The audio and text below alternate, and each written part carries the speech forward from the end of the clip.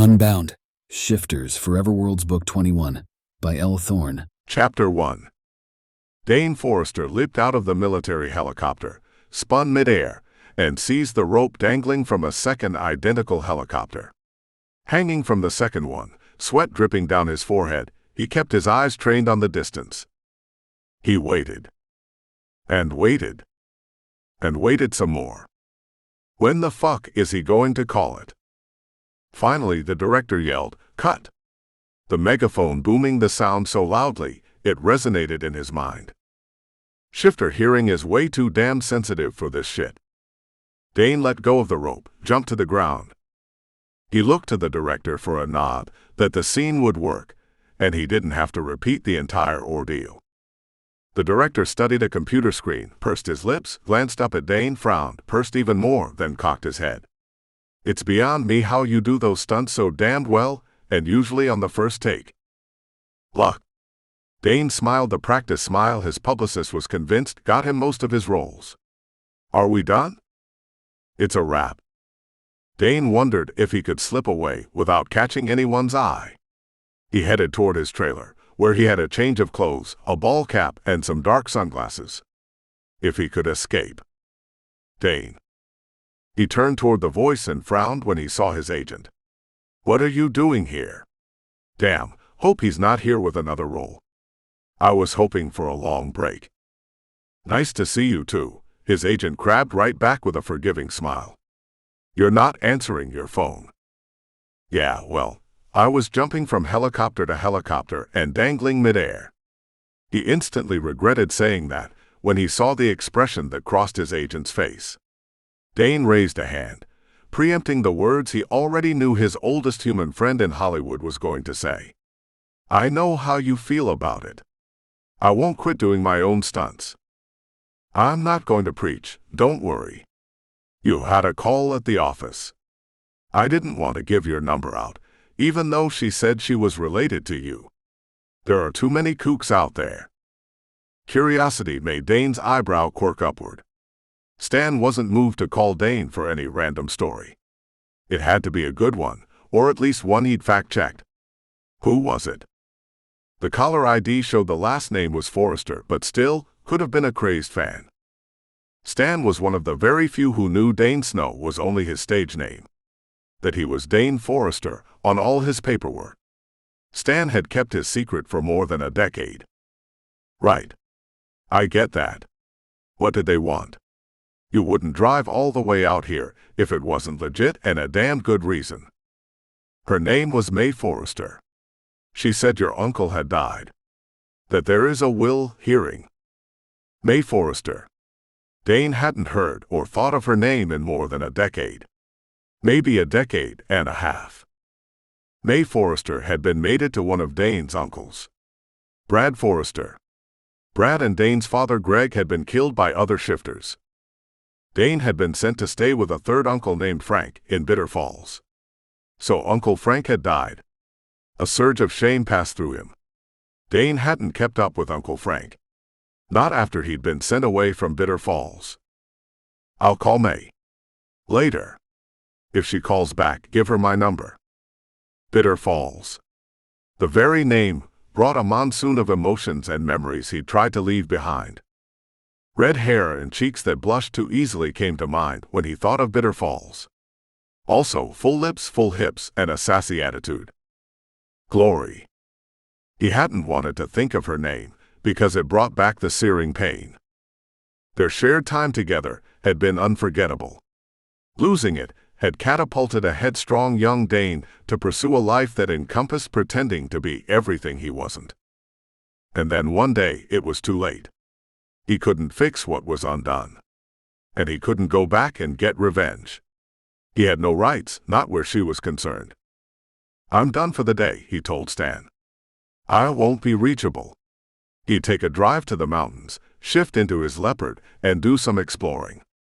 And hiding. He slipped into his trailer. He paused. Something. He let his snow leopard senses concentrate because something was making his feline's alarms go off. The hair on the back of his neck rose. A pulse, definitely human, came from somewhere within the trailer. No. Make that 2 pulses. Female pulses, judging from the speed. He took a deep breath, let the aromas in the air sit in his lungs while his snow leopard analyzed them. Female pheromones. 2 females aroused. Somewhere in the trailer? What the fuck? Dane had seen a lot in his years in Hollywood. Hell, he'd experienced a lot, and nothing much could surprise him anymore. He opened the door to the closet in the living area. Empty, except for the stuff that belonged. Nothing out of place, and nothing that looked like it would give off the scent of females and lust. He moved forward. The trailer had 3 rooms. 1 larger that he slept in, and 2 that had bedroom furniture but remained unused. A low moan sounded from behind the nearest closed door. The smallest bedroom. Did a couple decide to get it on while he was out? He opened the door, ready to shoo the amorous ones from his trailer. Dane. A blonde head rose from its position between another woman's legs. It was his co-star, Ashley. She was naked, kneeling in front of a pair of legs that were as open as a pair of legs could get. Her hands were one each side of a completely clean-shaven light pink pussy, spreading the lips wide, the deep pink center glistening and winking. Dane tore his gaze from the sight to Ashley's face. Her lips were moist, covered with the juices she'd just raised her head from. Her eyes were glazed, sex-glazed, or drug-glazed, or both. I want you to meet my new friend, Dane. She's ours. Ours. Dane and Ashley had indulged in occasional sexual acrobatics. Ashley's appetite was insatiable, and her adherence to not getting emotional appealed to him because he had no interest in anything more than sex when it came to women. But as to her statement that the woman splayed out, spread-legged on the bed, being theirs, where did that come from? Looks like you've already started the party, he pointed out, finding himself strangely disinterested. Typically the vision of 2 girls both naked, both wet, because yes, he could scent how wet Ashley was. But oddly now, he wasn't moved by it. Not even the tiniest of twitches from his cock. Fuck. He'd almost be tempted to see a doctor for a condition like this, except he knew exactly what was wrong with him. Glory. Chapter 2. Aren't you excited? This will be the bonding of the century. Why should I be excited? Glory Aleman couldn't voice that question. Not aloud. Her cousins would be aghast. Her upcoming bonding with the eldest son of the prestigious Moore shifters was an honor for her family. And it would preserve and strengthen a treaty between the Aleman shifter families and the Moore shifter families. She had no interest in the bonding. For years, she'd been able to pretend it would never happen. That the slated date would never arrive. Now it's less than a week away. 6 days, 4 hours, and 37 minutes. Who knew the precise countdown to something? People who dreaded it. That's who. Her cousins had traveled several thousand miles to help with the upcoming ceremony. They were younger and quite enamored with Perry Moore. Glory understood their fascination with him. He wasn't bad looking. Not at all. Mary, Glory's 3rd cousin, removed, braided Glory's long red locks while her sister Sarah painted Glory's toenails. Perry, Sarah said with a sigh. He's so dreamy. He's the most handsome of the Moore Ivy shifters. And to think he's all yours, Mary added. To think, Glory said and pushed away the grimace that threatened to make its appearance. Your parents were so wise to plan that bonding so early. Especially since. Mary's voice drifted away. Her unspoken words pierced Glory's heart with the ever-familiar stab of pain when she thought of her parents. She'd lived alone in their home, stayed here, bound by duty and bound by the roots of being an Ivy shifter. Her extended family hadn't stopped her from staying in her parents' home, though she knew after the bonding ceremony, she'd have to move to wherever Perry Moore wanted to live. There. Mary secured Glory's braid with a bow, and clapped her hands with a flourish as if completing some major assignment. Yes, Glory's parents had been wise to arrange her bonding with Perry. And he seemed very handsome in the pictures she'd seen of him, though there was a glint in his eyes she hoped she was misreading. Want to look online for a new wardrobe? Sarah pressed the power button on the computer. What's wrong with the wardrobe I have? Sarah laughed, then caught the expression on Glory's face, realized she was serious, and clapped her hand over her mouth. I'm sorry. I thought you were kidding, she mumbled behind her fingers. Sarah's just saying you will want some new clothing for your mate. That you'll want to look as good as you can. Glory studied herself in the mirror. The braid secured her hair behind her back, though a few unruly curls had made their way out already.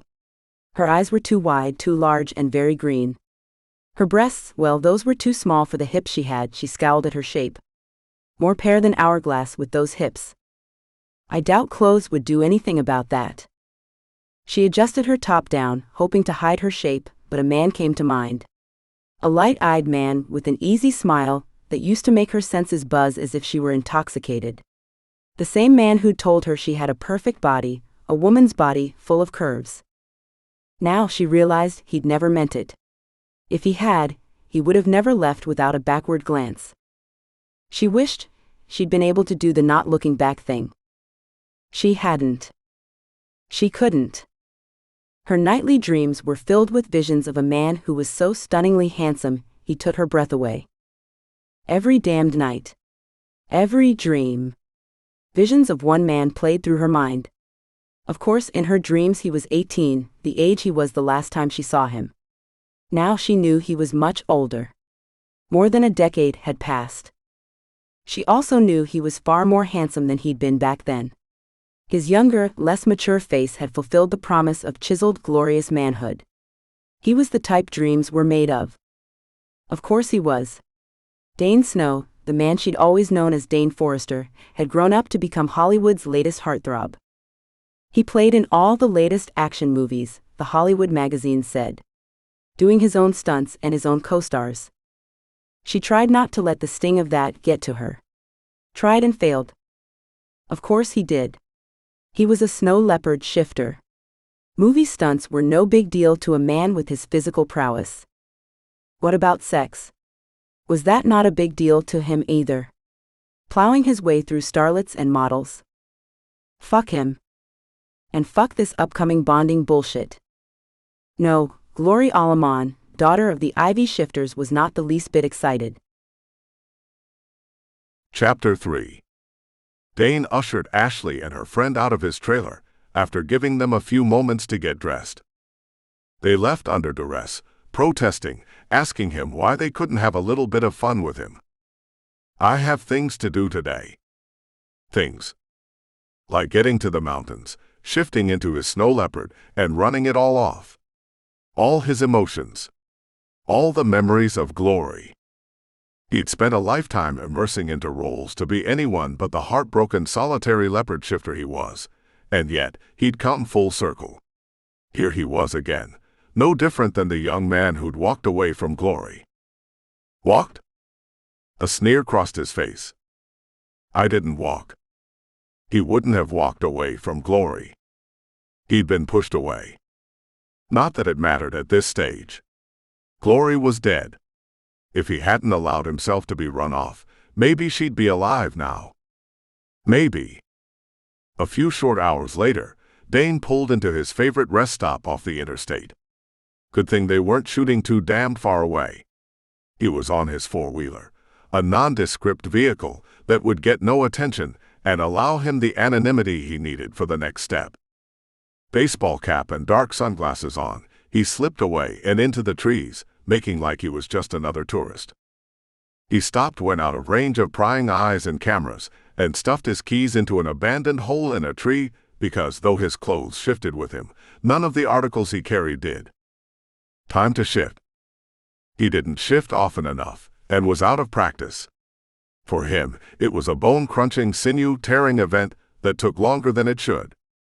I really should shift more often. He leapt through the heavily wooded area, relishing the freedom and solitude. He ran and ran, loping through the forest, ignoring the rare bear he came across. Tiny mammals scurried out of his way as he sought the replenishing solace his soul would get.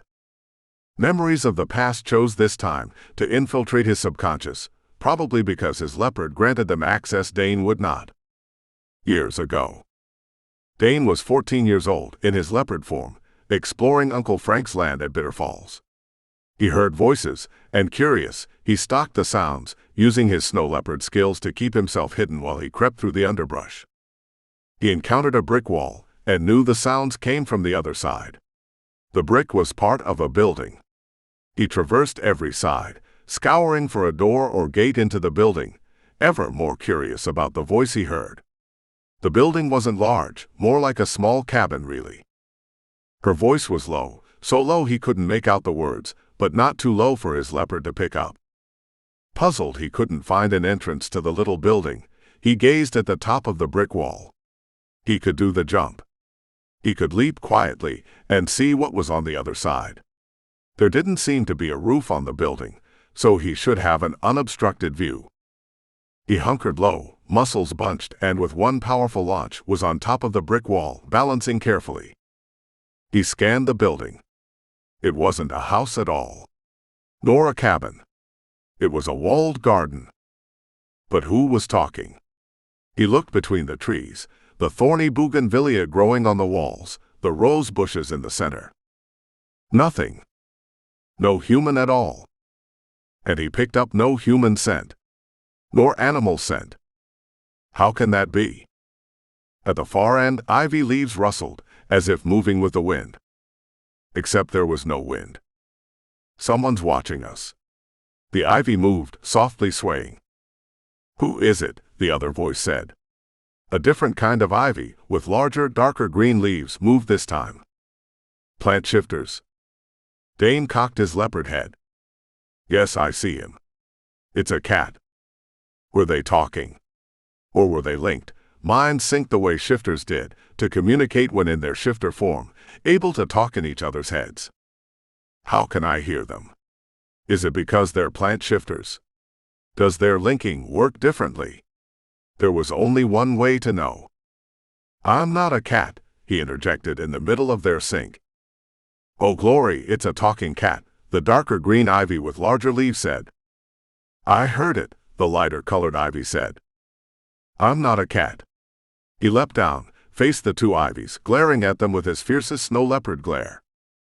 He studied the lighter ivy. Something about it hooked his attention. How can an ivy have a name like Glory? Or any name at all? He swatted at her leaves. A cry emitted, loud, girlish. You hurt me, you mean cat. The ivy rustled and rippled, as if the wind were blowing it again, though this time as if the wind were gusting. Before Dane's very eyes, the ivy shifted, the light-colored leaves becoming a human body, topped with the darkest red hair and lightest green eyes he'd ever seen on a human. I'm Glory. Her hand cupped over her arm, tiny rivulets of blood seeping between her fingers. And you hurt me. The glare she gave him matched his own. He shifted into his human skin. You called me a cat. She scowled. You're not a dog. I am not a cat. I'm a snow leopard. What are you? She looked at him as if he had lost his mind. I'm an ivy, duh. I've never heard of a plant shifting into a human. We keep to ourselves, our own kind. We don't talk to other kinds of shifters. Why not? Suddenly, he felt as if he wasn't good enough. A plant was making him feel that way. Except this girl wasn't a plant. She was a pretty thing, about his age, with fair skin, red hair, luminescent green eyes, and a sassiness that appealed and yet repelled him. Glory, honor. A voice from outside the walled-in garden said. Glory put a finger over her lips, a warning in her eyes. He wasn't to say a word. Yes, mother, coming. See you later, Mr. Cat. She opened a door that hadn't been visible from the outside and slipped out of the walled garden. Honor, who clearly was the other ivy, shifted into a human form, near the same age as Glory, with hair more brown than red and eyes that were a deep dark green. She looked at Dane, gave him the once-over, and dismissed him with her glance. She followed Glory out the door, promptly closing it behind her, effectively sealing Dane from anyone's view but also assuring he could see nothing. He shifted into his leopard immediately and jumped to the top of the wall, then over, landing on the ground softly, his paws alighting on the soft dirt. He glanced around. No sign of the girls. Neither one of them. Nor of the voice that called out to them. And that was Dane's first encounter with the one who eventually impacted every major decision he made. His phone rang. He checked at the screen. The area code was Bear Canyon Valley. Had to be May. He tapped the phone screen to receive the call. Aunt May. Dane Forester, as I live and breathe. If it weren't for the movies you star in, I'd wonder if you were still alive. You're not very good at staying in touch with family. Sorry. No, you aren't, but that's okay. I know you snow leopards like your alone time. Though for the life of me, I don't see how you get that when you're always in the public eye. They don't get to see me. They see the roles I play. I juggle it, Aunt May. Stan said you called, that Uncle Frank died. He did. She sighed, a sound that came across more as static on the cell phone to Dane. They're reading his will. Dane didn't respond. He didn't have hard feelings toward Uncle Frank, but he couldn't imagine being back in Bitter Falls. Pain knifed through him, so severe it pulled his breath from his body and left him in a void. How can glory still affect me all these years later? He wasn't asking anyone. It was a rhetorical question, but by damn, his leopard took the opportunity to remind him she was his fated mate. That there was no other, never would be another, no matter what he did. He understood what the leopard meant when he said what he did, because every time Dane was involved in a one-night stand, his leopard would leave him, going far away, to some place Dane didn't understand.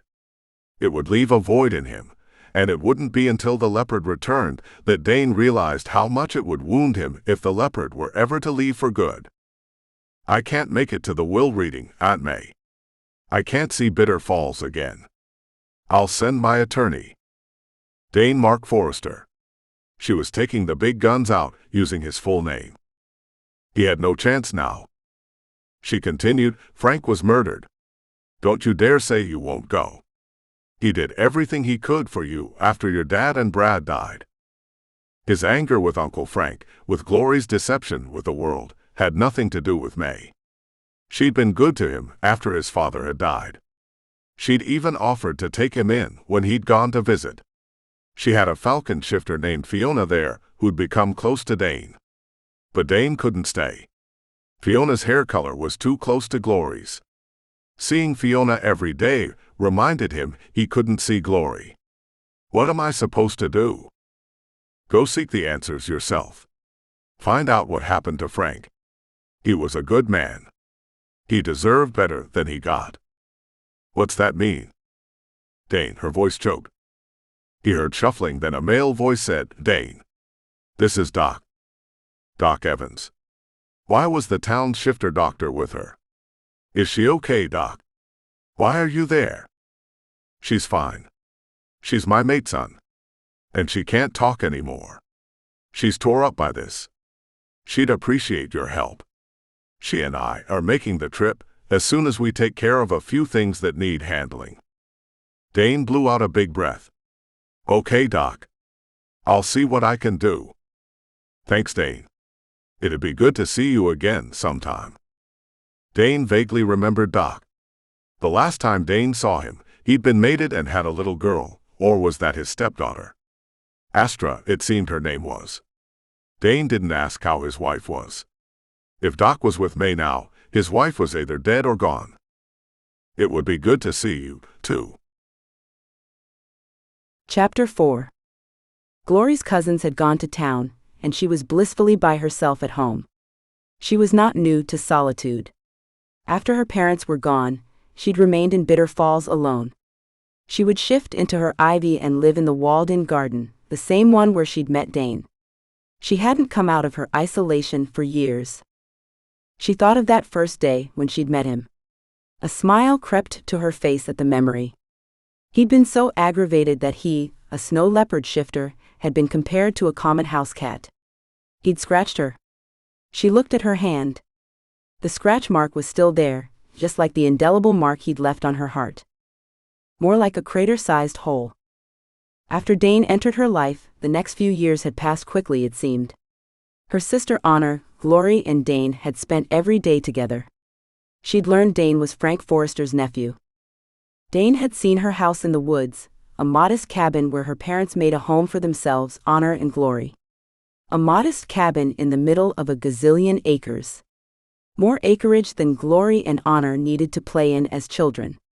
The two sisters had been content in their little garden. Then one day, out of the blue, Dane was gone. No word. No contact. Nothing. Months later, her parents and Honor had been taken from Glory's life.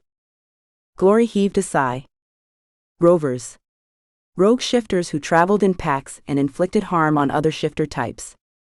Glory was saved because she'd been in the walled-in garden, in her ivy form, where she spent every day, grieving Dane's loss.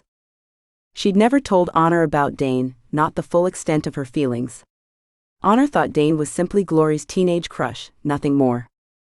Dane had been her first everything. He'd also been her last. She thought of that day. Her first. Her last. Her only.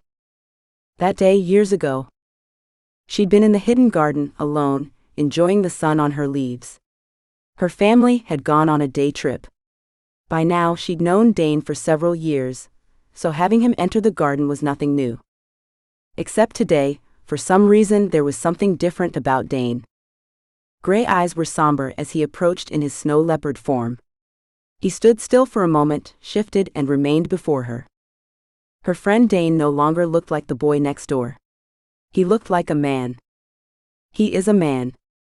Her leaves rustled, the tendrils reaching toward his body, tan, muscular, a wide chest that dropped to a V. A sprinkling of hair that made a trail downward. Her ivy branches shivered as if caught in a breeze. She shifted into her human form, to keep him from seeing the change he'd created in her. Confused, she pushed her wild hair away from her heated face. "Where's your shirt?" She stared at his body. She'd seen it before. They'd been swimming in the lake several times every summer. "It was hot, so I went for a swim first." His face told her something was wrong. She couldn't put a finger on what it was. "What is it?" "It's the anniversary of my dad's death." His face had paled. "What the fuck? Anniversaries should be celebrated.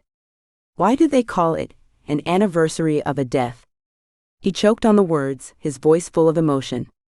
A battle seemed to rage within him, one she didn't understand. She reached out. He crumbled into her outstretched arms. Her best friend Dane, her champion and occasional tormentor when he teased her mercilessly, was different now. There was a depth and a hollowness at the same time. "I want to kill them." He pushed the words out of his mouth, as if his lungs were expelling them with an ejection seat. "Who?" She stroked his head and tried to not think of the way his body felt against hers. Her pulse quickened, even though her mind pushed all thoughts aside. "The bastards that killed my father and Uncle Greg. But Uncle Frank won't tell me anything about them. That it's not for me to fight this battle." He seemed to flinch in her arms, and she wondered if it was a sob. She pulled back and studied his face. Her shifter senses picked up the anger making his pulse trip. They weren't kids anymore. None of their reactions to one another were logical. His body molded to hers, fitting against her as if they were puzzle pieces. In the midsummer's heat, sweat beaded on her forehead, making her hair stick to her skin while she held him, absorbing his anger, allowing him to take her calm and keep it within himself. While they stood silently holding each other, a storm raged within. Passions built furnaces that fueled desires. Her ivy pushed against her, propelling her toward a turbulence of emotions Glory was powerless to fight. He pulled her face to his hands on both cheeks holding her, his gray eyes staring into hers, digging deeper into her soul. His leopard flashed in the depths of Dane's eyes, and her ivy recognized the flash, yielding to it.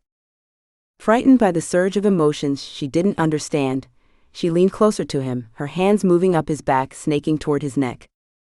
Did she tug his face downward or did he pull her closer? She couldn't even remember how it happened. One moment they were staring, the next her fingers were entwined in his too long hair, and his hands gripped her tresses with a force that reminded her she was alive. He pulled her head back, and his lips settled on hers with a determination and a claiming that snatched her breath away. She yielded to her ivy as she shifted, there in his arms. Her ivy took control, caressing his body with tender leaves, traveling over a broad chest, rippling abs, strong legs.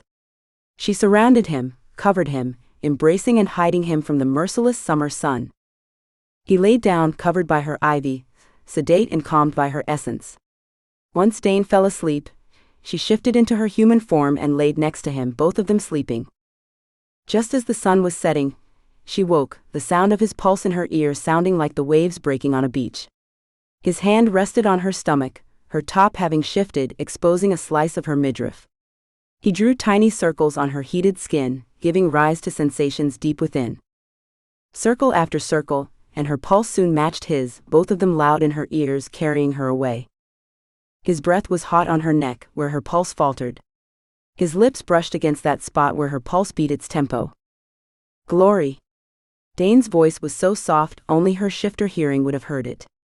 Thank you. His husky words plucked at her nerve endings with a pleasing cadence. She looked in his eyes, a slate gray now, darker with desire. His hand drifted upward, touching the hem of her bra. She held her breath, the trapped air burning her lungs. She didn't release it while she waited and hoped. Hoped that he'd explore more, hoped that he'd fulfill the pulsations permeating her body. Dane. Words clogged her throat, all the things she wanted to say to him stuck. He rose to an elbow and adjusted his weight, his body half covering hers while his hand drifted upward, cupping her breast, his thumb resting on her nipple while it hardened beneath the promise of his touch. A thread between her nipple and her core was tugged, sending vibrations throughout her body. She arched her back, pressing more of herself into his hand, wanting him to caress, flick, touch, pinch and tease. Wanting him to do things she didn't even know about. His knee moved between her legs, nudging them apart. I want you. His husky declaration cut through the cricket's revelry and bullfrog songs. She wanted him, too. More than anything, as did her ivy. Her ivy insisting the snow leopard was her mate. Glory wasn't going to argue with the ivy, but how could another species be her mate? Her body thirsted for him, with an unquenchable desire. Almost unquenchable. She lowered her hand, no clue what to do, letting primal desire and instinct drive her. Her hand slipped into his shorts, finding a hardness that pulsed for her. She wrapped her fingers around the girth, marveling at the thickness and length. He groaned when she squeezed. Knowing that could only be a good thing, she repeated the gesture, then holding it with a semi-firm grip, she ran her hand up and down. He unbuttoned her jeans, then tugged the zipper, the metal making a ripping sound. He pulled on them when she lifted her ass and let him slide them off. The panties followed suit. His body over hers, the head of his cock pressed against her entrance. She could feel the moisture on her nether lips cooling in the evening air. She watched his face as he closed his eyes, an expression she'd never seen before. He slid in a tiny bit. She gasped at the girth, as he stretched muscles that weren't even used to a finger. Want me to stop? His breath was warm on her cheek. She shook her head and fought the tears of discomfort. I want you, she told him, knowing she wanted him more than anything, trusting him to take care of her. He gritted his teeth and pressed into her slowly, until she was filled with him. The pain of being stretched eased as he pulled back slowly. Her skin tingled where they joined as one. He slid in again, his teeth still gritting, his jaw clenched and his gray eyes studying her face as he filled her again. She moaned and he pulled back again, then slid in. With each successive thrust, he pushed in harder until he was ramming her and she was arching her back and returning each stroke with a matching pace. The punishment being inflicted on her was a dichotomy of pleasure and pain, pushing her into a realm she'd have never thought existed as she exploded into a million tiny pieces, then came back together again, just to detonate all over again. Each thrust, each cry, each groan, each plunging drive jetted Glory to a new high, until a snarl came from deep within Dane and he called her name out with a grunt. Hot warmth shot inside her while he tensed and straightened. He collapsed on her, panting, sweating, his scent and her scent merging the same way their bodies had. They'd both just turned 18. Chapter 5. Glory. Sarah's voice. Glory shifted out of her IV form and left the private garden and her memories of Dane. She glanced at a white rock marbled with green and gray streaks, then pushed the sadness away. How was the shopping spree? She asked, though she didn't really need to ask. Her cousins were laden with shopping bags. She adjusted her rumpled clothing. Shifting certainly did make it look like she'd been in a wrestling match. Took you quite a while in town. Not that I'm complaining. She'd enjoyed her time alone. Shopping was great. Sorry we took so long. There's a new Dane Snow movie out. We had to see it. Just had to. The people at the theater were talking about him. How he's a hometown boy or something. Mary blushed. Someone has a crush. Glory fought the pang of pain. She remembered when her own reaction to Dane was the same. She didn't have the heart to tell them he was all that and more, as in he'd break a girl's heart. Like he did mine, without as much as a goodbye. Bitter much? Yeah, maybe. So what? She hated how her inner monologue always went. She wanted to be mad at her Ivy for leading her into that love, but she couldn't be. She jumped in without reservation. It wasn't her Ivy's fault. Glory had fallen for Dane the same way her Ivy had for his snow leopard. Sarah clapped a hand over her mouth, her eyes wide. She dropped her hand. His uncle is dead. Glory did a double take. Frank Forester? Dead? That's what they were saying. And that there's to be a reading of the will, Sarah continued as if Glory hadn't interrupted. And they think Dane will come into town for it, Mary added. I bet he'll just send his agent or his lawyer. Glory took the bags from her cousin's hands and helped them carry the merchandise inside. Where are you and Perry going to live? Sarah asked. Has he decided? Has he said? Live. Glory set the bags down. Maybe we'll live right here. Mary giggled. Glory, be serious. Sarah joined her in the merriment. He's practically Ivy royalty. He's not going to want to live in a cabin in the backwoods of Indiana. More laughter. Sarah and Mary's voices faded into the background. The only thing Glory could concentrate on was the idea Dane may return. It was as if she were in a vortex where sound and light vanished, and she spun, deeper and farther into the tunnel's void, and the only thing penetrating the dimness was one repeated theme: Dane was coming to Bitter Falls. Mary's hand around her bicep jarred her, shaking her. Did you? More shaking. Did you ever meet him? She shook her head, knowing damned well that wouldn't clear it. Who? Had they moved on or stayed with the Perry Moore topic?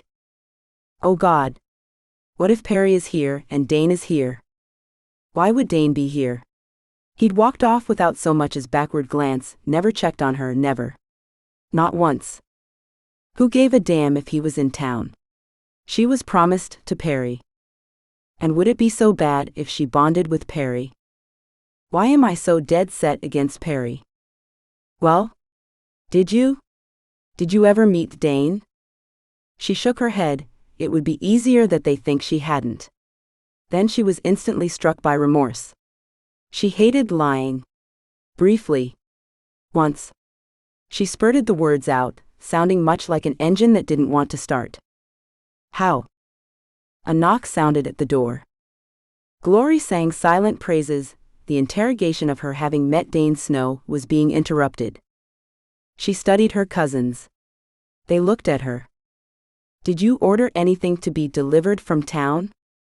No, both girls said simultaneously. Glory opened the door.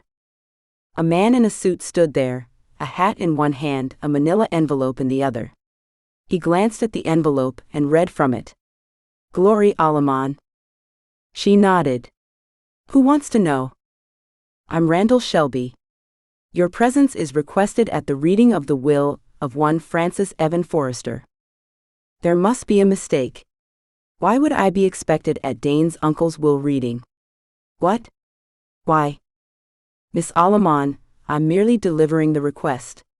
He pushed the envelope toward her. Here it is in writing. As the late Mr. Forester's attorney, I'm paid to make sure you know you're to be there. Why?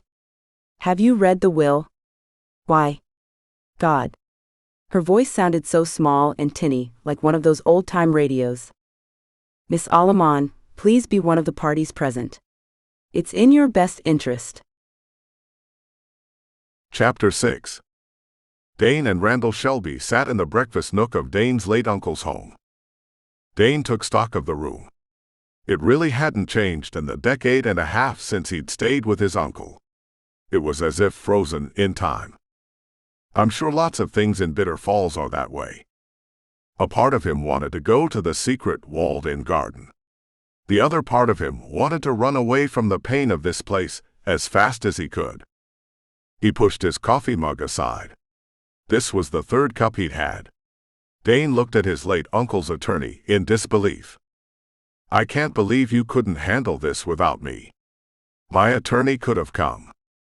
It's in the will, Mr. Forester. Your uncle made it conditional. You had to be here, Mr. Shelby said.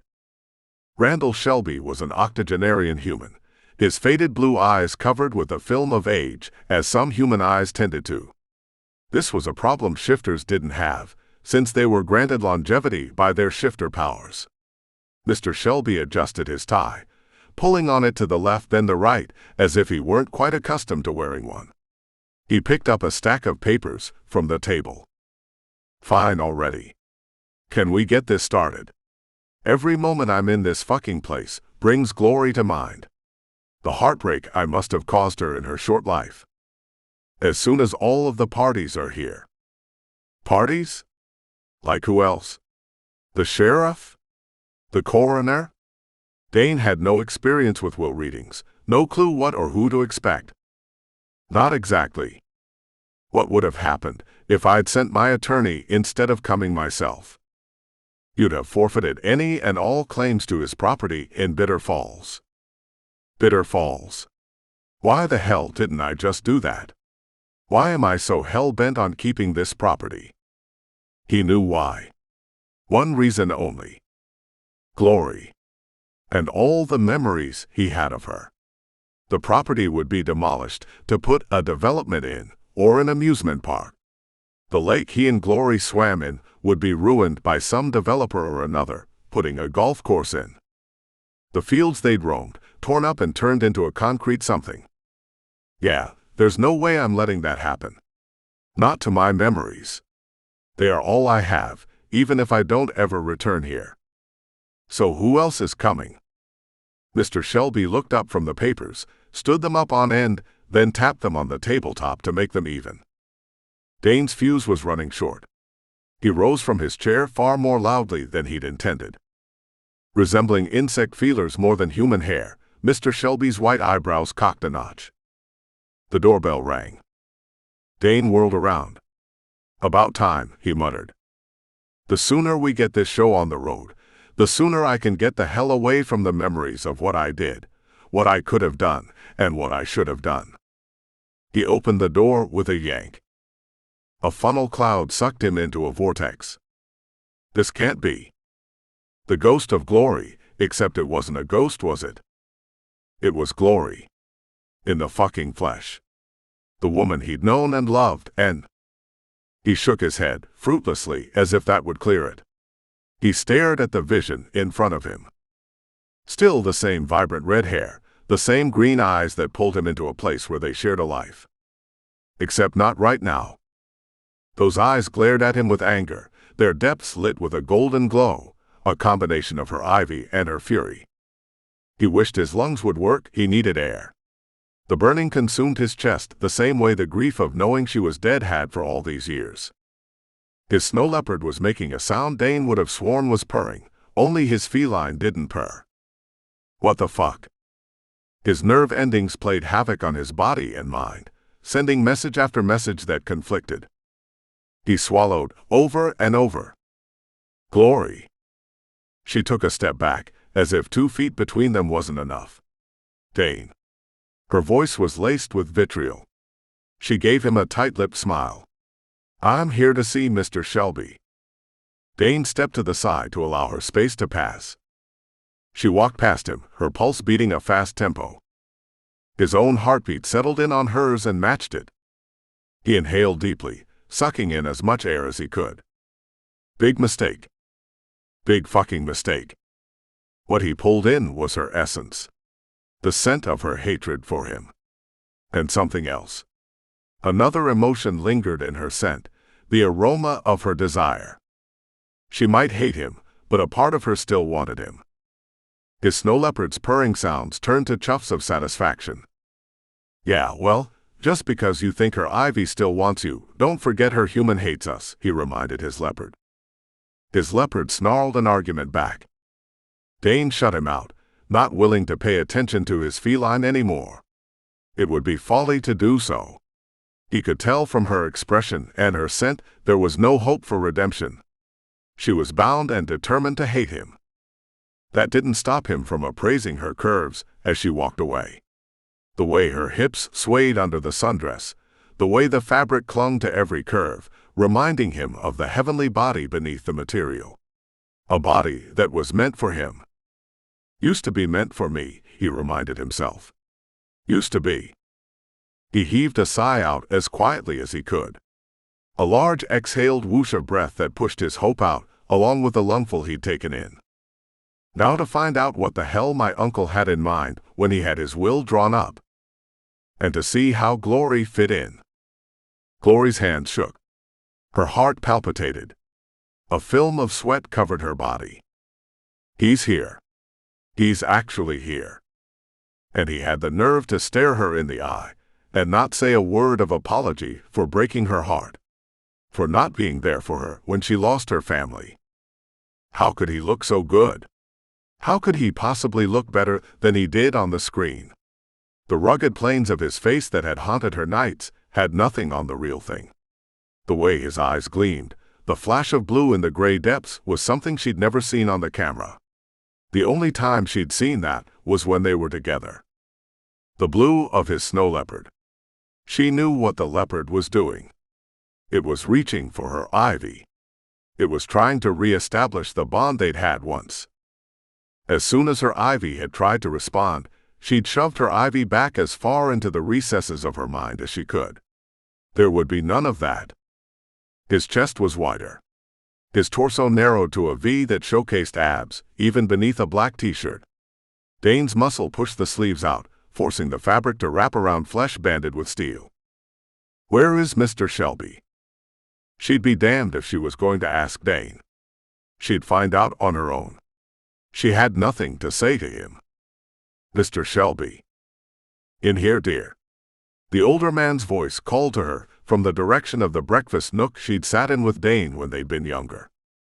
Keeping her eyes focused in front of her, not looking around, not wanting to sink into a vat of memories, she made a beeline for his voice. She strode into the room and found him rising to his feet. Mr. Shelby held out his hand. I'm glad you could make it. She shook it, noting that his was warm and her own must have felt icy. As icy as the coating surrounding her heart. I'm not sure why I had to be here.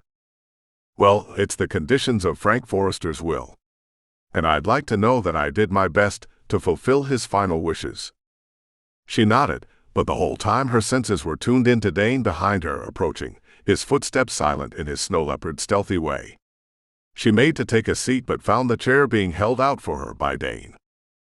Glory had one brief second to weigh if she wanted to be a bitch and move to another chair or fake graciousness and accept his offer for a seat. That's all I'm accepting. His fingertips brushed her arm as he pushed the chair in. She jerked away reflexively. Her skin was on fire with the heat 1,000 suns where his flesh touched hers. Glory ran her fingers through her hair, feeling it must be springing into the curls it was wont to yield to when she didn't indulge herself in hours of taming the auburn mass. She studied the table's wood-grain pattern while she waited for Mr. Shelby to say his piece. Then she could get the hell out of here. She had no business being here. She didn't know what he meant by, "It's in your best interest." But she did want to know. A cup of coffee was set in front of her. She nodded her thanks, recognizing Dane's fingers. His hand. The scar over the knuckle on the middle finger. They'd been together when he'd earned that scar. He'd cut his hand when he'd punched a tree in anger, on a different day, the day he'd told her was his father's birthday. She knew that scar too well. She'd been the one who doctored it. So, Dane's voice huskier than it had been when they'd seen each other last. It was deeper even than it was in the movies where he played an action figure, super spy type. What was it that my uncle wanted by having this? When Dane didn't finish his sentence, she looked up at him. Dane's eyes were on her. This reading. I have a letter. It has to be read at the same time with both of you in the same room, or not at all. And if we hadn't agreed, if one of us wasn't here, Glory had to ask. Then neither would see it, and Frank's property would be turned over to a developer. Glory gasped. She'd thought Frank Forester loved the property. What in the world would possess him to do that? I'm instructed to read it aloud. Uncle Frank seems to be a control freak right about now. Dane's tone was agitated. Perhaps you should let me finish first, young man. Just because you are a shifter doesn't mean you know everything. Glory bit back a sound of surprise. Dane's eyes narrowed the slightest bit. That was his only reaction to the statement. The older man knew he was a shifter. Oh yes. Mr. Shelby nodded. I know. And I knew about Frank, and all of you. There are some humans who know about shifters. Some humans mean shifters no harm, the others, those are hunters.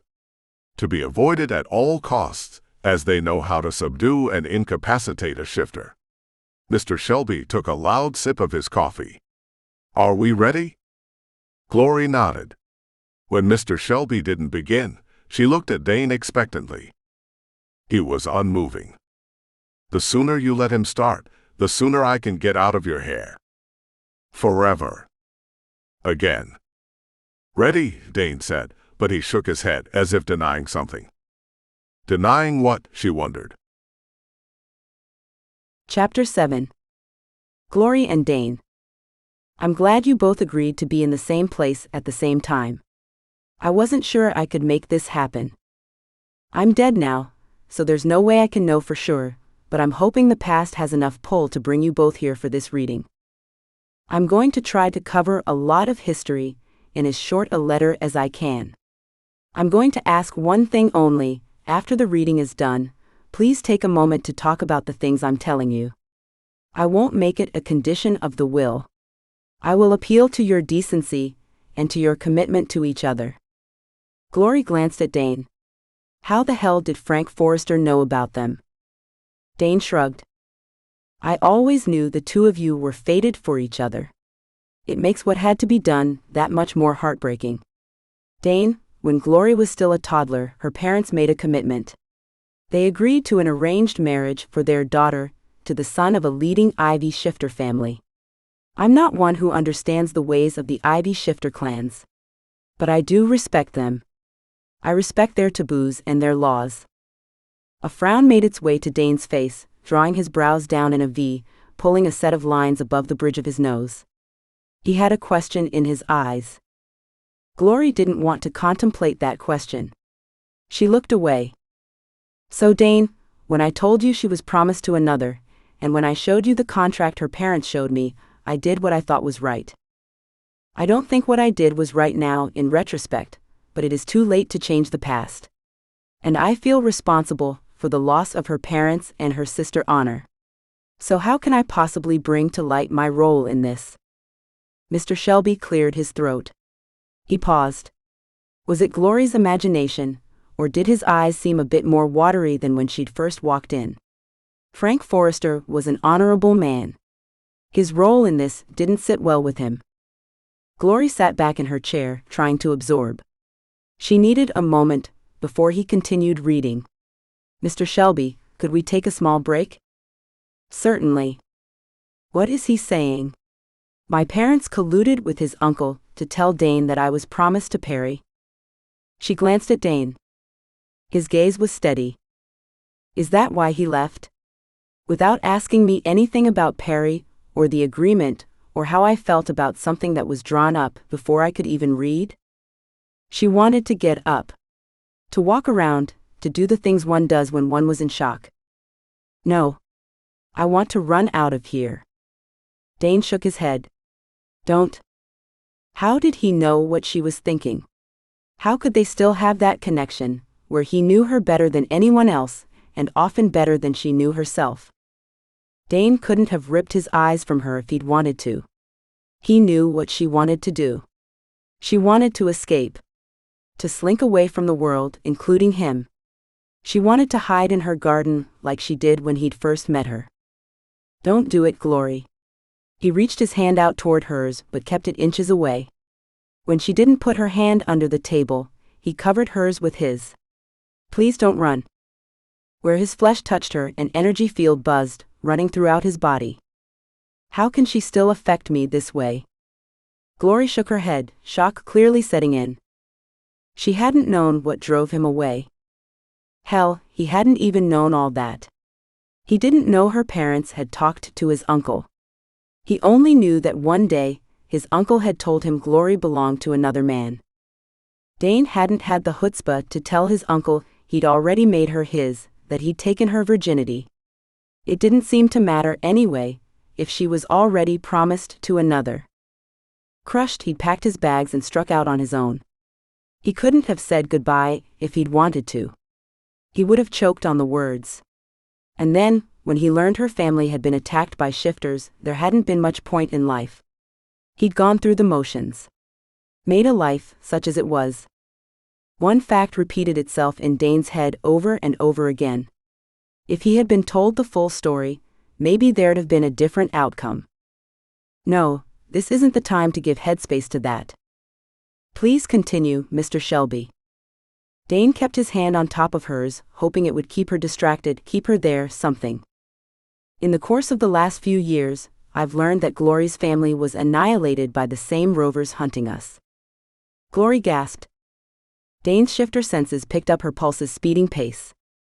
Mr. Shelby looked up. Waited for a few seconds, perhaps giving Glory a chance to compose herself.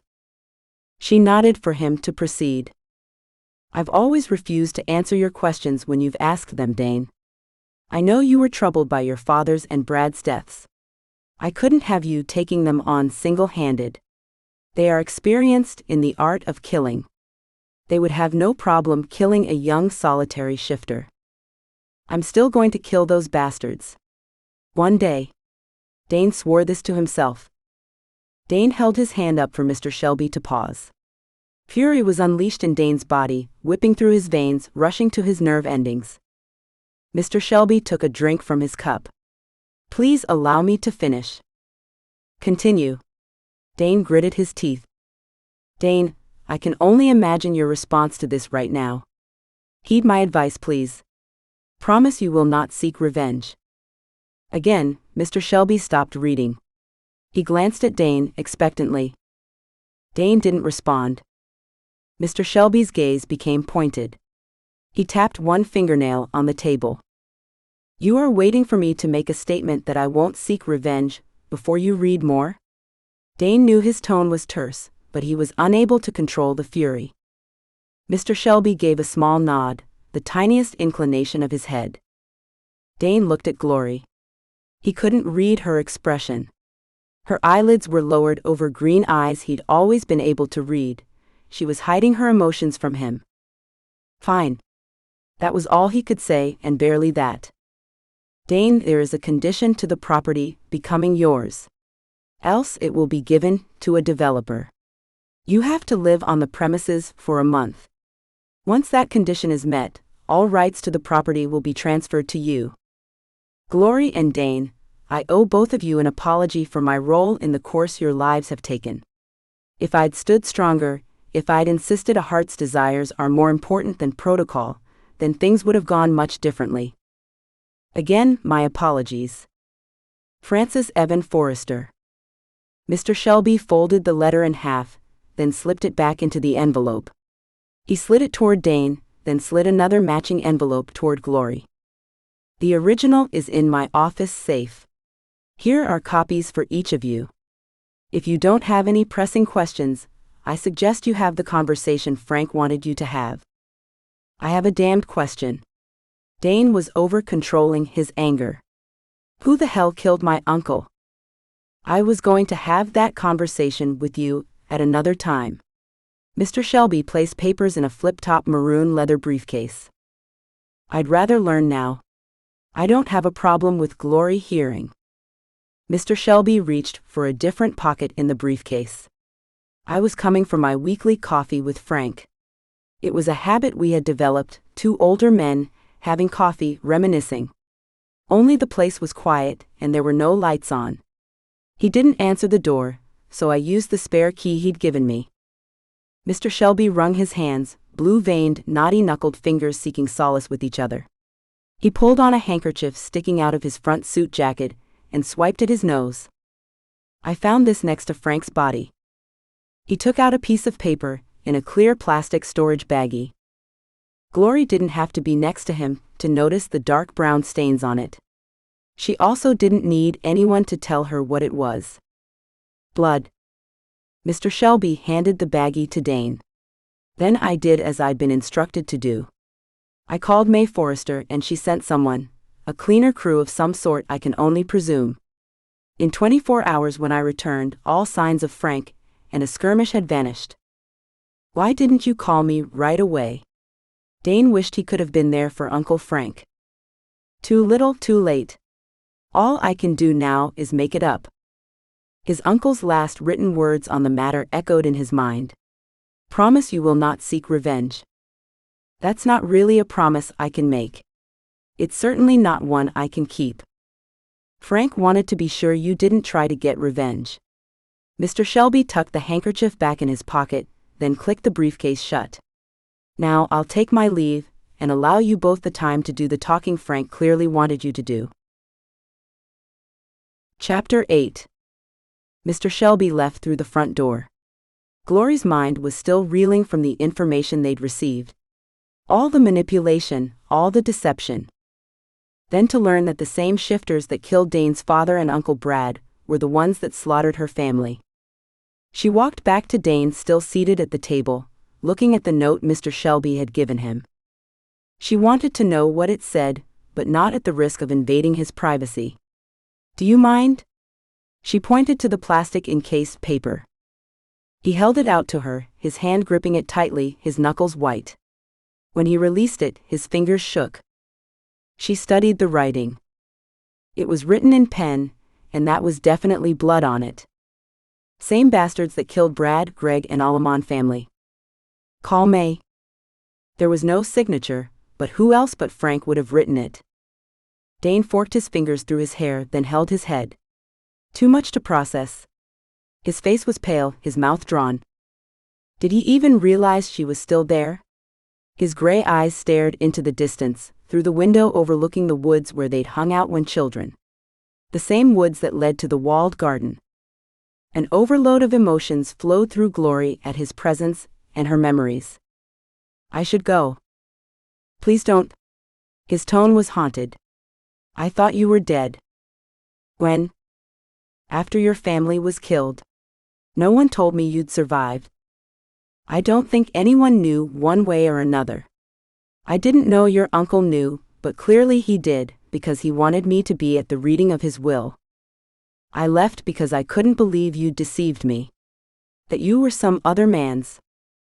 Dane, I wasn't. I never gave that a thought.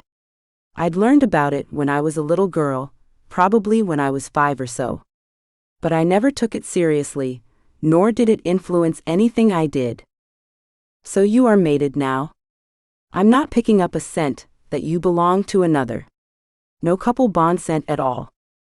Ivy shifters don't have the same couple bond as the bears, wolves, and leopards do. So you are mated. His hands vanished beneath the table, but it was clear from the way his tendons popped out he was clenching his fists. Not yet. I'm to be mated next week. His jaw muscles worked, I see. You don't see at all. This is the last thing I want. But you're so busy being happy as a Hollywood movie star, with all those girls around. I'm glad to see you're well, Dane.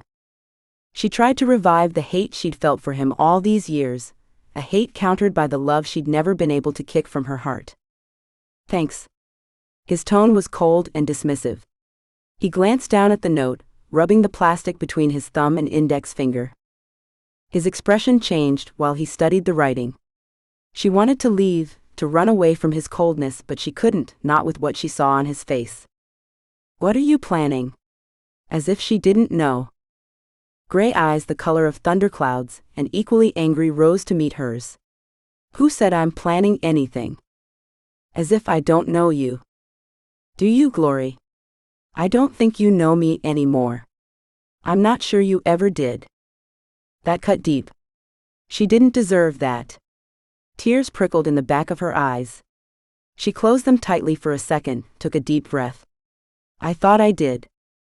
Seems I'm the one that didn't know jack shit, doesn't it? You never thought to mention to me you belonged to another man? I never gave it much thought. Those were the machinations of grown-ups, while I was a nothing more than a baby. You were mine, Glory. Mine. That should have meant something. It still does. You don't seem to want to hear what I have to say on this. You've got your mind made up. I'll drive you home. His words cut her to the core. I can walk. Thanks. She turned swiftly, giving him her back so he couldn't see the tears that beat her and welled, pooling in her eyes, clouding her vision. She headed toward the door, her back stiff, her gait stilted, and her heart broken. Dane clenched his fists, watching her as she walked away, her spine straight, shoulders thrown back. She wasn't fooling him. He could scent her emotions. She was troubled, confused, angry, and still had feelings for him. Last time I walked out on her. Never gave her a chance to explain. Never gave us a chance. Had she stayed in Bitter Falls all this time? Had she thought of him? Why was she still going through with this mating? It wasn't like she didn't know he was still alive. It wasn't like his face wasn't plastered all over the foolish human magazines. The image of those magazines flashed across his mind. And in almost every one he was linked to one female or another, whether that was true or not. Most often not. No wonder she doesn't want anything to do with me. He hadn't been an angel, true, but he wasn't quite the man-whore the tabloids made him out to be. His shifter skills were preternaturally fast. He was behind her before she'd opened the front door. He took hold of her arm, turned her, and froze. That wasn't anger on her face. Those were tears. Fuck. His leopard snarled at the dismay etched in her face. Dane pulled her close, put his arms around her, and held her to his body. He'd done this to her. He'd wounded her. The only woman who'd ever mattered, the only woman he'd consider a soulmate, and he'd hurt her. Her face was pressed against his chest, her tears seeping through the fabric. He looked at the top of her auburn head, and a part of his heart shredded into fragments.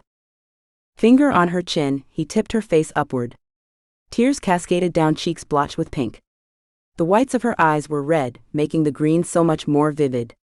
Her bottom lip trembled and she bit into it, putting a stop to it. Index finger still on her chin, he placed his thumb on her lip and released it from the pearly white captors. Her gaze remained focused on his face, not straying, not glancing away. Accusations in the emerald depths took the shredded fragments of his heart and ran them through a blender. Glory. Her name came out with his breath, hushed low and ripped from his very soul. His shifter senses picked up her heart rate increasing. The heat between their bodies, the electric charge where she leaned against him traveled through his torso, ending in the one place showing how she affected him. His cock pressed on his zipper painfully. Full breasts against his chest, her nipples hard in peaks. Let her go before you fuck her. Right now. He pushed his conscience away. Or maybe that was his leopard pushing his conscience away. Who cares? As long he pushed that thought away. The temptation to be with her was too great. He hissed his desire, a whistling sound that escaped between his teeth and bore witness to the depths of his emotions. He wrapped one hand around the long braid trailing down her back and pulled her head back, baring succulent lips and tear-streaked cheeks. A small gasp escaped her. Glory's breath was warm on his approaching lips. "Don't hurt me," she whispered, her voice low and tortured. "Never." He lowered his head until his lips rested on the rosebud of hers. He pulled her closer, his thighs melding to hers, his cock pressed against her mound. Dane closed his eyes, sinking into the memories of their first time together. The way her body had opened and taken him in, though she'd been so tight, it had been painful for both of them, but only at first. By the time he'd climaxed inside her, she'd been able to take his thickness and had reached her own orgasm. That didn't help. No, that trip down memory lane did nothing other than make his cock harder and his heart more entrenched in a woman soon to be someone else's. Just fucking great. He didn't care if she was supposed to be someone else's. That was another group's codes. That wasn't his code. His personal code was clear, Glory was his. His body grinded against hers. She tasted so sweet. His tongue swept in and gave in to the overdue need to take her, to make her his. She can belong to no other. Chapter 9. Glory was unable to push away the yearning Dane created in her. At the juncture of her legs, her body throbbed, and her muscles spasmed in response to his thigh ground into her clit. The friction made her pulse race, and her core thump a beat that drowned out all other sound. Dane's tongue took her prisoner. His mouth claiming hers, reminding her she belonged to him all those years ago. Her inner thighs tightened. In her mind, her ivy pushed for his snow leopard. Glory knew she'd missed the leopard, but she couldn't allow this. She shoved her ivy away, deep into the recesses of her mind. Glory tipped her head farther back, as his tongue explored and conquered. A shudder ran through her. Her ivy, responding to him, even though Glory had tried to push her back. His kiss became more demanding while moisture built between her legs in response to his attentions. His hand ran up her side from her hip under her shirt to just below her breast. She held her breath, her lungs swelling to bursting from the built-up pressure. A hiss escaped him. His hand traveled up over her lace bra, found her nipple hard and peeking for him. She shook as his forefinger and thumb rolled the rosy tip, making her ache for his mouth to be where his fingers were. His bulging length pressed against her mound, his hand on her breast, his mouth on hers, it was too much. Glory moaned, a sound she couldn't have controlled if she'd wanted to. Another thing she couldn't have controlled, her hands.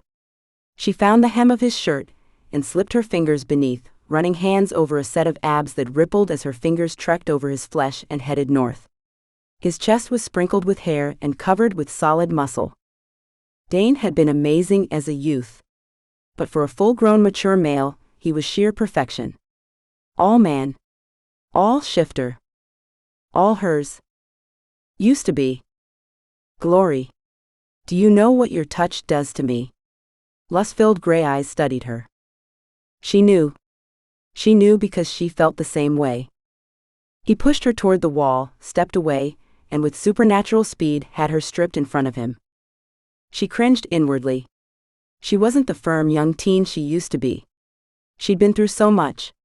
She covered her stomach with her hands, and wished she had 2 more hands to cover her hips, and every other part of her body she was self-conscious about. Time had not been good to her. That wasn't all, she reminded herself. There was something else too. Something that changed her body immeasurably, though she knew it changed her heart more than her body. She'd been so young at the time after all. Birth. God, she didn't want to tell him or even think of that. Not now. Not during this. She pushed the secret back, feeling as much guilt as if she were living a lie. You are. There went her conscience again. I want you. His words cut through her memories, pulled her back to the present, back to his arms, his yearning. He pushed her hands down. Boldly and totally out of character, she stepped forward, unbuttoned his jeans, and pushed her hand down the front of his pants. Her fingers slipped around his hardness, skimming over the velvety mushroom head while she wrapped around his girth. His breath caught with a low whoosh. Dane put his hand over hers, the fabric of his pants between them, and he pressed on her hand, driving his length against her fingers, pushing her hand even more, grinding against her. You left me. She squeezed him, moving her hand up and down, her movements constricted by his grip on her hand. When I needed you most. The anger she'd never given vent to, the anguish she'd never yielded to, both sought purchase from him. I'm sorry. His voice was a melding of torment and rapture. His jaw muscles clenched, his lips barely moving. I was young. Stupid. And then I thought you'd been killed. I may as well have been. You have no idea what I've gone through all these years, have you? She wasn't telling him she knew exactly how much time had lapsed, almost to the moment. The memory of the last time she saw him, the shadows his large frame had cast, the way the wind had blown, the sound of the birds, all of this burned into her memory, and had been for an eternity. And as much as she wanted to rage and punish him for the hurt, a part of her knew what happened hadn't been all his fault. Then, there was the other part of her. The part that couldn't stop loving him. I'd never walk away from you, if you gave us a chance. She closed her eyes, letting the full measure of his words sink in. Now he offers this. She was torn. It had been her parents' will that she bond with Perry. She couldn't bring her parents back, but she could honor their wishes. And I will honor their wishes. He and I had our chance. He walked away without seeking another solution. Did they really have a chance? In the recesses of her mind, her Ivy sought the same answers she did. She would be Perry's in less than a week, but in her heart she'd always be Dane's. And right now Dane was here. And she wanted him more than she wanted anything. Every fiber of her being craved his touch, his very essence. Take me. Glory? His sex-husky tone conveyed his confusion. Are you sure? She bit her lip and nodded. He dropped his pants quicker than she'd thought a man could undress. She stared at his thickness, the same girth that had given her pleasure and pain all those years ago. Desire flooded her core. He carried her to the living room, setting her on the sofa. He placed a hand on each of her knees and pushed her legs apart. Glory was spread wide, the cool air touching the wetness he'd created. He leaned down and stared at her mound. The sheer erotic sexiness of his eyes studying her made her muscles contract with need. Dane spread the folds of her pussy and dipped down, his breath warming the area that had just been cooled. She arched her back, her body wanting to be closer to him. His tongue flicked at her nether lips, a blend of pressure and speed to create the perfect mix that made her grab the cushions of the sofa and squeeze the upholstery between her fingertips. Spreading her even wider, his tongue slid into her tightness, invading and claiming her heat, plunging in and out slowly, then curling upward and flickering over her tiny bud. Dane. His name came from her mouth, but sounded like another woman altogether. Deeper, lower throaty. She sounded like a being in the midst of irreplaceable passion. Glory laced her fingers into his hair, her nails digging into his scalp while she held his face close. She was so close. Too close. With a lunge forward that catapulted her body into an arch, she thrust his face into her mound while she released years of need. She lay back, her body seizing as the muscles refused to relinquish their control over her orgasm. Another spasm, and she panted, her breathing the only sound in the room. Dane buried his face into her pussy again, relentlessly licking and tonguing her until she came twice. You taste so fucking good, Glory. Better than honey, better than the sweetest nectar. A warmth suffused her face, as the blush she knew he'd created momentarily heated her chest and neck. Her legs shook, and her breathing was labored, sweat making her hair stick to her face. She pushed it back impatiently. He rose in front of her like a Greek god come to life, and held his hand out for her. She took it, and let him help her to a sitting position. Unsure if she had enough strength not to collapse back on the couch, she held on to his hand. He pulled her closer, his face was shiny with a mixture of his perspiration and her juices. He pulled her close enough to pick up her earthy scent. He licked his lips slowly, first the bottom one, then the top. Then repeated it again, letting out a small purr that sounded like, Curiosity drove her next request. I want to taste.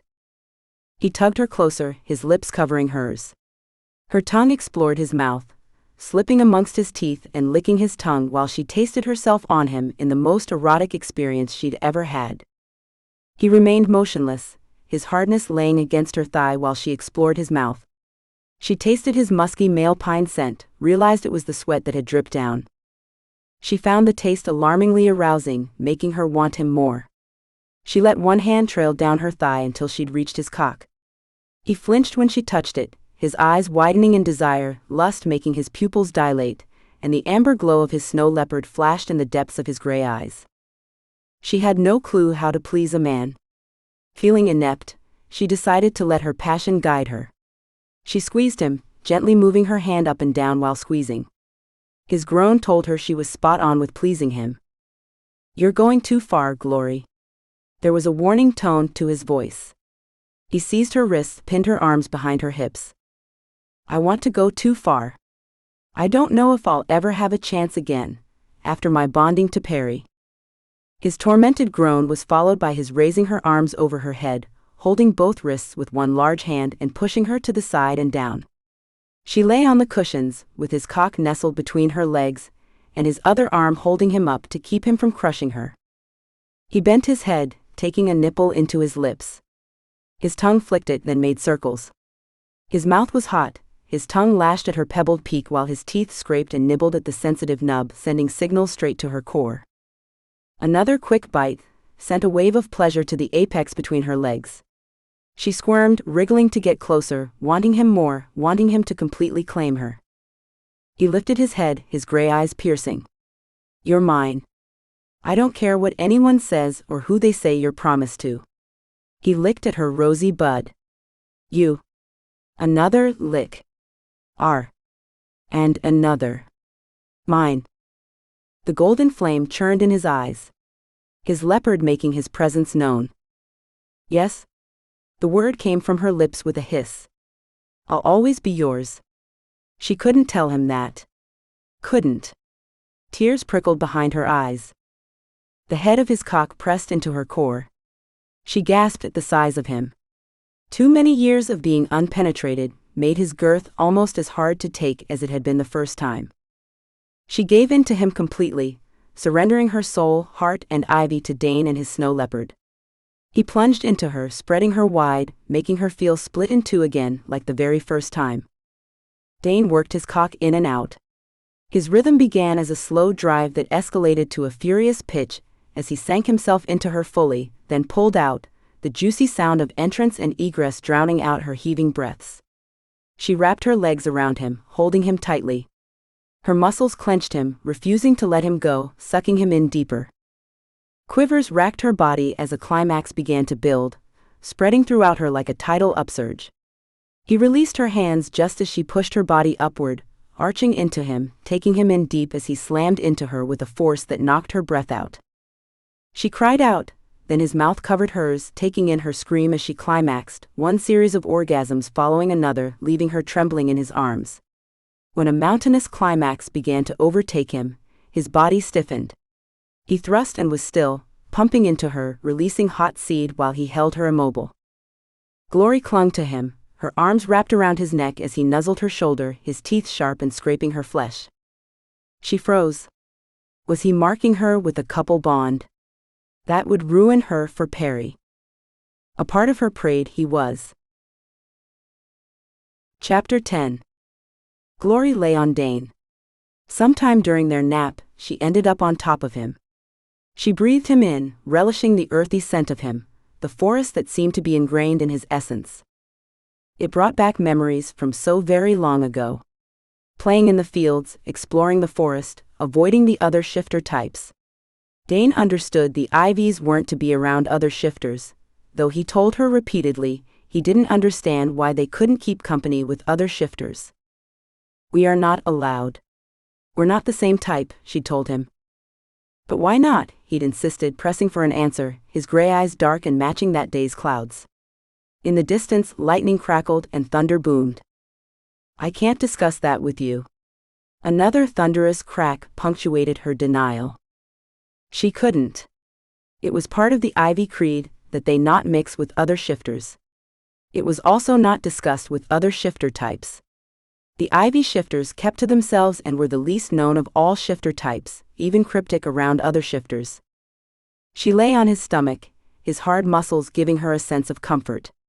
With his heartbeat next to her ear, his pulse synchronized with hers, it was easy to fall back into the days when they were the best of friends and so much more.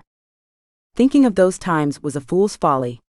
She had to let those times go. She was in the present now.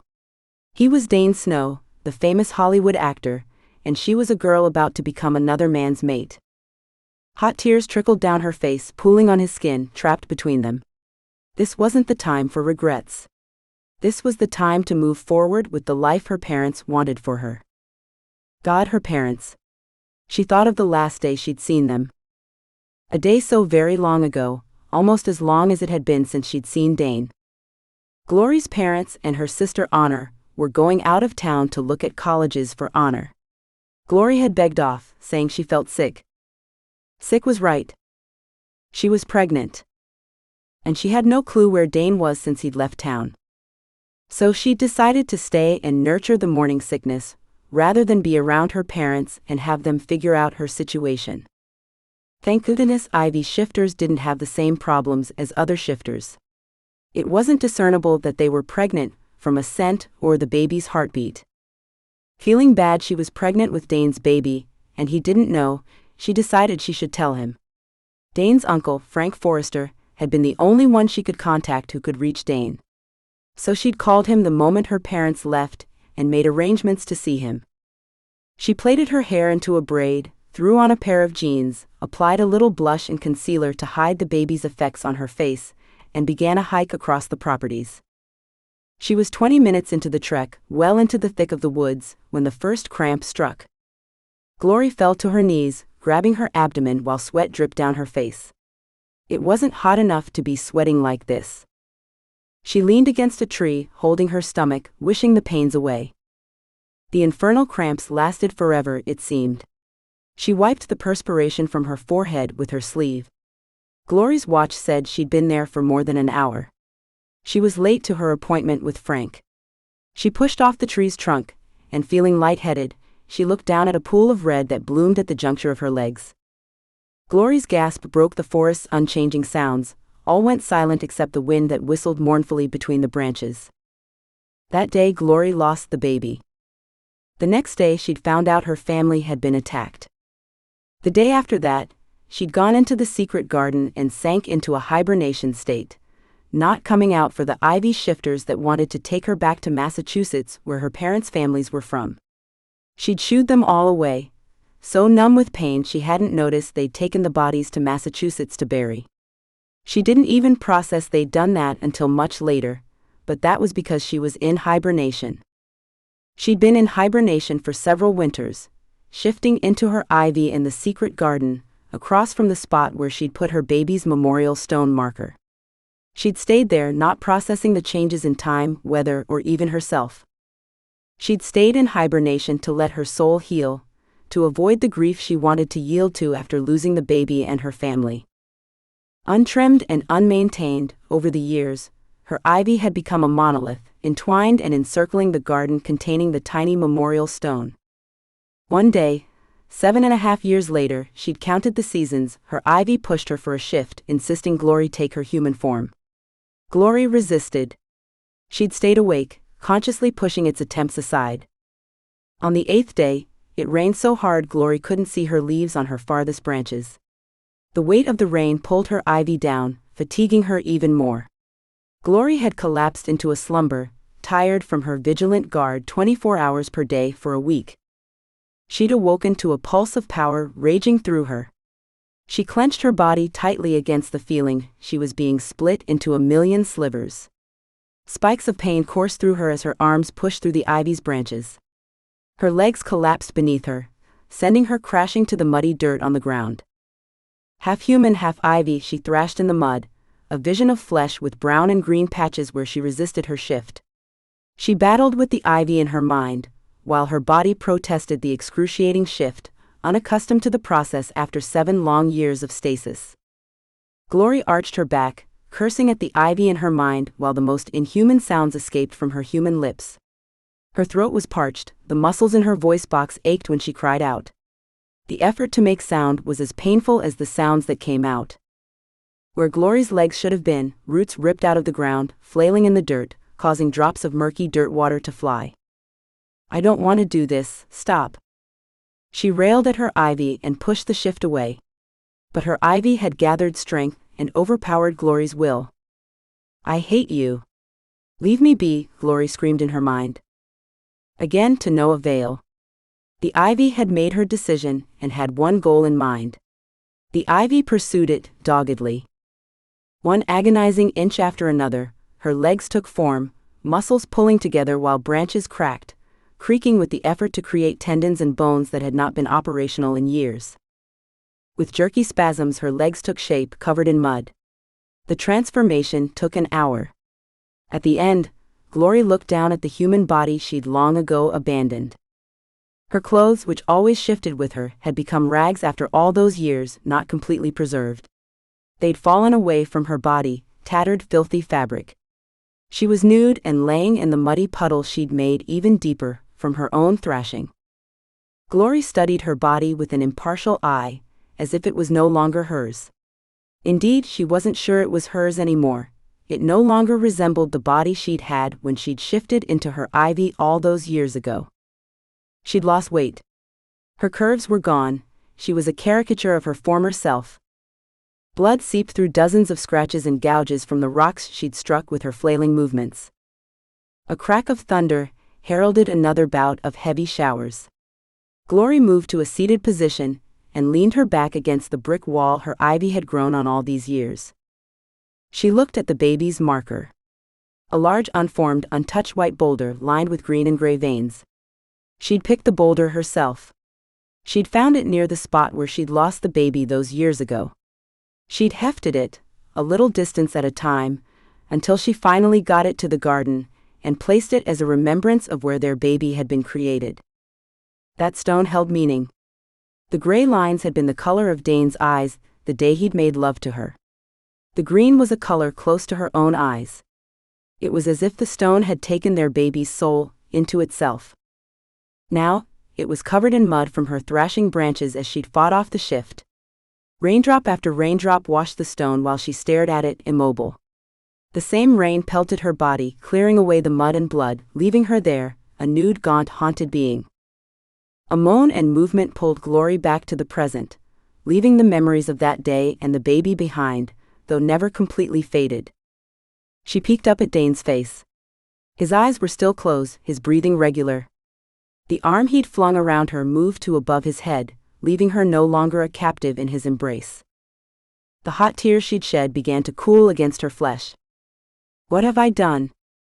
If anyone found out they were together, what kind of repercussions would there be? Could Perry file charges against her with the Shifter Supreme Court? Could he take her family's property as collateral? Would he ask for that? Why would he? What if he wanted revenge for being cuckolded? What if he wanted revenge that didn't involve the Shifter Supreme Court? The kind of revenge shifters took when they hired rovers. What if he wanted Dane to pay the price? With his life? Glory's hand flew to her mouth. She bit her knuckle to keep the outcry at the thought of Dane having to pay for this with his life, if Perry chose to have him killed. She couldn't have Dane dragged into this. She'd have to leave. And never see Dane again. And deny this ever happened, deny it even to herself. She lifted herself off Dane's body as quietly, and with as much stealth as she could, grabbing her clothing as she made her way to the front door. She stopped in the hallway, threw her clothes on, then, tiptoeing and holding her breath until she'd turned the knob, she slipped out and pulled the door closed behind her. Once outside, she released the breath and ran toward her property. Hot tears blinded her. She stopped, swiped them away, and began her brisk pace again. She was halfway home, no small feat as their land between her family home and Dane's family home spanned many acres. She paused. I have no plan. What will I do if he comes for me? She'd have to tell him she was taken. That it was a mistake. Her heart ached at what he'd have to go through. It would be a flashback moment for him, not unlike the one he went through more than a decade ago. The lump in her throat signaled she'd be going through more tears. She cursed at the idea of crying again. A crack sounded behind her. She turned toward the noise, her ivy senses on high alert. Could Dane have found her already? She remained motionless, listening for more sounds. Another crack. There it was. Definitely closer. Damn. Damn. Damn. She rose to her feet, ready for a showdown with Dane. Look, Abel. Look what we have. That was not Dane's voice. It sounded slick, like dirty motor oil would sound if it made noise. A man stepped out from behind a thick tree trunk. His voice matched his face. Long hair, pulled back into a greasy ponytail, an eagle's beak for a nose, and a craggy pitted face was perched on a thick neck. Shifter. And not a friendly one. Another shifter stepped out from behind a different tree. Clearly, Abel was related to the first shifter. I see her. And she's sweeter looking than her sister was. I wonder if she'll be as difficult to break. The sound of a wind tunnel flushed through her head. Honor. These bastards. She didn't need anyone to confirm it for her. These were the animals that killed her family. Rage followed the wind tunnel. A rage so all-consuming glory yielded to her ivy as it pressed for a shift. This shift would not be difficult. She'd remained in practice after that first painful shift brought her out of her healing hibernation. She'd become adept at the art of shifting quickly and almost completely painlessly. With a final shove, her ivy took over, pushing Glory to the rear of her mind while the ivy's branches and leaves replaced Glory's skin and bones. Her ivy had become larger and much more fearsome than it had been when she'd been younger. Her tendrils wrapped Abel's cohort in a grip, branches like bands of steel wrapping around his body, constricting his very breath from him. We'll see how you like this, shifter. She knew non-ivy shifters were long-lived and could heal quickly, but they couldn't heal when suffocated to the point they lost all their life-giving oxygen. That would kill their inner beast and render them totally human. And very susceptible to the permanency of death. Your life is mine. Kill her, Basil. Abel gasped the words out, his face already light blue. Abel shifted into a huge badger, lethal but nonetheless futile in her grasp. His teeth were no match for her branches. I'm trying. Abel's brother Basil shifted into a badger as well. A smelly, dark, greasy-looking, oversized badger. He sank his teeth into her ivy's branches, snarling louder. Abel stopped moving. Dead. Basil was still attached to her. She turned to grab him, and he leapt back, then shifted into his man form. Morton Bill, this way, hurry. His voice was tinged with fear. Rightly so. She advanced on him while he ran toward a clearing. Behind her, Glory's ivy heard the sound of a branch breaking. She turned toward the noise and found 3 more shifters facing her. Trank her now. Basil screamed. One of the 3 newcomer shifters raised a pistol. Ivy had never seen tranquilizers, but she'd overheard a shifter discussing it one day when she'd been in the forest in her ivy form, and 2 wolf shifters had walked by. They hadn't known they were in the presence of an ivy shifter, and they'd continued walking and talking, completely unaware. She remembered they'd mentioned that a trank would render a shifter unconscious. The sound of air being released with a pop from the pistol heralded a sharp pinch as a steel dart penetrated her bark, sinking into a soft spot, embedding itself in the center of her wood. In seconds her vision became fuzzy and she lost her balance, crashing to the forest floor, rendered unconscious. Chapter 11. Dane stretched, his eyes flying open. His leopard told him right away something was off. Maybe even wrong. Sitting up on the couch, several things struck his shifter senses. The first was the scent of Glory. Everything Glory. He let her scent sit on him for a moment, analyzing.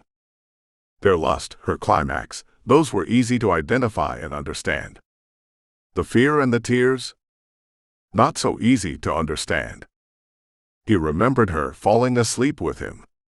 During that time they'd migrated, she wound up laying on his chest.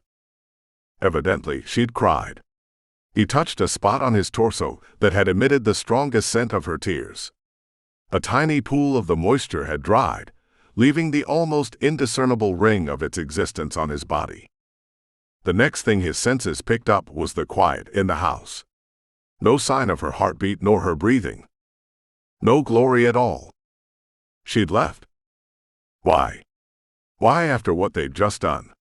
Her scent was still strong. She hadn't been gone long. Should he give chase?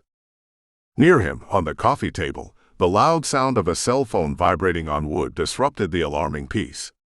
He flinched from the jarring sound and leapt to his feet, heading toward the offending noise. Hopefully it was Glory, with an explanation as to why she vanished without a word. Picking it up, he saw the name. He'd added it after her last call.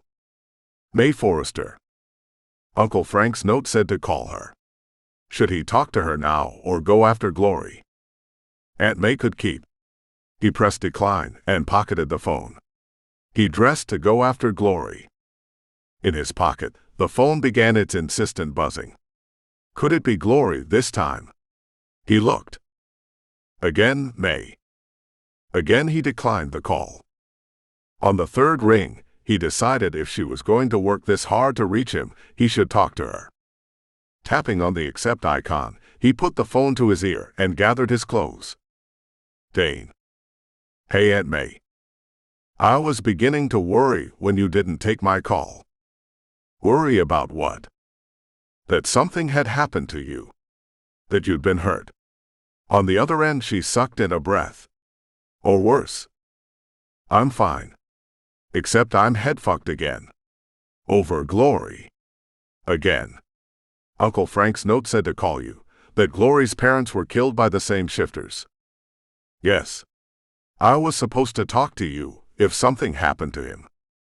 How long have you known the same shifters that killed my father and Uncle Greg were the same ones that killed Glory's family? Not long. Long enough. Aunt May, that's not very definitive. Here's something definitive for you. They're coming back. This time for you. I've had them tracked. It's time for you to stop protecting me. I want to know why they're killing my family and why they did the same to Glory's. Glory's family was in the wrong place at the wrong time. The Rovers ran into them while they were hunting for you and Frank. They'd heard the Ivy Shifter girl was involved with you, so they thought she'd have answers. They mistakenly assumed Honor was the one. They never knew about Glory. Her family never told about her. Dane knew May well enough to know she was skirting. What aren't you telling me? They tortured her family. Clearly they never gave you or Frank up. Why? Why do they want my family dead? It's a vendetta. Your mother. My mother? She died giving birth to me. What could this have to do with her? She was mated to a cruel shifter, a badger. He tormented and beat her mercilessly. One night at a poker game, he was drunk and losing. Your mother was the stakes. Dane took a seat. My father won my mother in a poker game. He won her for a night. A night wasn't enough. You should have seen the way your parents loved Dane. I've never. Her voice became choked up. She coughed, sniffled, then continued. I've never seen a couple so in tune with each other. The badger was furious and shamed. He died trying to kill your mother. The badger's father swore vengeance that the Forester bloodline would be erased. Here we are. Holy hell. That's... Dane didn't even know what to say. What could he? That's fucking crazy. Sorry, Aunt May. He'd never cursed around the woman who'd been as close to a mother as an orphaned wandering man could have had. They're back in Bitter Falls. And my sources say they know you're there. They haven't figured out Dane Forester is Dane Snow. How can they not know what I look like? You can thank Frank for that. Dane knew his Aunt May. He also knew the unspoken words. She and Uncle Frank both worked hard to protect his identity. Him, the last of the Foresters, it was up to him to carry on the family name. That meant a lot to his father and his uncles. I'll do that when I see him in Shifter Heaven. Dane strove for humor, because he couldn't show how angry he was about the eradication of his family at the hand of an egotistical badger shifter who was perfectly willing to sell his woman for the night, but not to let her go free, and certainly not to let her be happy without him. I don't think I like what I'm hearing in your voice, Dane. It's dangerous for you there. They are coming for you. Anger flourished in his soul, a burn to let blood flow even if it meant his own. The same bastards had taken his father from him, and then Glory's family. I'll be waiting. His tone was grim. Don't be foolish, Dane. There's at least 5 of them. His mind flew to Glory. She was out there, alone and possibly in danger. I've got this. I need to let you go, Aunt May. I can't have them killing Glory this time. She got lucky last time. One more thing, Dane. Glory's sister, Honor. She didn't die that day. What are you saying? She's alive. There was no third body. Now, what was he to do with that? Was he supposed to tell Glory and throw her life into chaos again? If Honor wanted Glory to know where she was, wouldn't she have contacted her? Maybe Honor didn't want her sister to know she was alive. Maybe she'd started a new life somewhere else. Or maybe Honor was dead, and it would be cruel to tell Glory she might be alive, only to have her relive the whole ordeal again. Perhaps word of Honor's body not being found that day is best kept from Glory and May. Agreed. Leave town, Dane. Go far away. I'm sending a team to handle them, once and for all. Yeah, right. As if he'd abandoned Glory a second time. He jerked on his jeans, pulled on a tee in his boots, and headed out the door. As soon as he'd stepped into the cool pre-dawn darkness, he paused and took a deep breath. Glory's scent was strong, but not so strong that she'd just left. It had been a good while since she'd gone. He'd be able to track her, though. He'd travel much more quickly as his snow leopard. He sprinted from the porch to the thickness of the forest, and paused in the cover of the trees, camouflaged from any prying eyes. He gritted his teeth as his snow leopard pushed forward into the shift. A burst of pops broke through the sound of the crickets, giving the forest noises a momentary pause. He closed his eyes against the pain and grunted as tendons elongated, then changed. Hundreds of bones cracked, his flesh felt like it had become a large rubber band. His chest heaved and he dropped to all fours. Fur sprouted on his arms, his hands morphed into large snow leopard paws. Stretching his pads, his claws extended and dug into the forest dirt floor, sinking into the mulchy texture, displacing pine needles and stones. He threw his head back, releasing a roar, filling the forest with his fury and concern for his mate. Yeah, that's right. His mate. He'd think of her as no other's mate after what they'd shared. The ivy shifter she was pledged to would have to answer to him. His snow leopard's anger drove his passion for revenge, the need for caution now secondary to the desire for retribution and the safety of his love.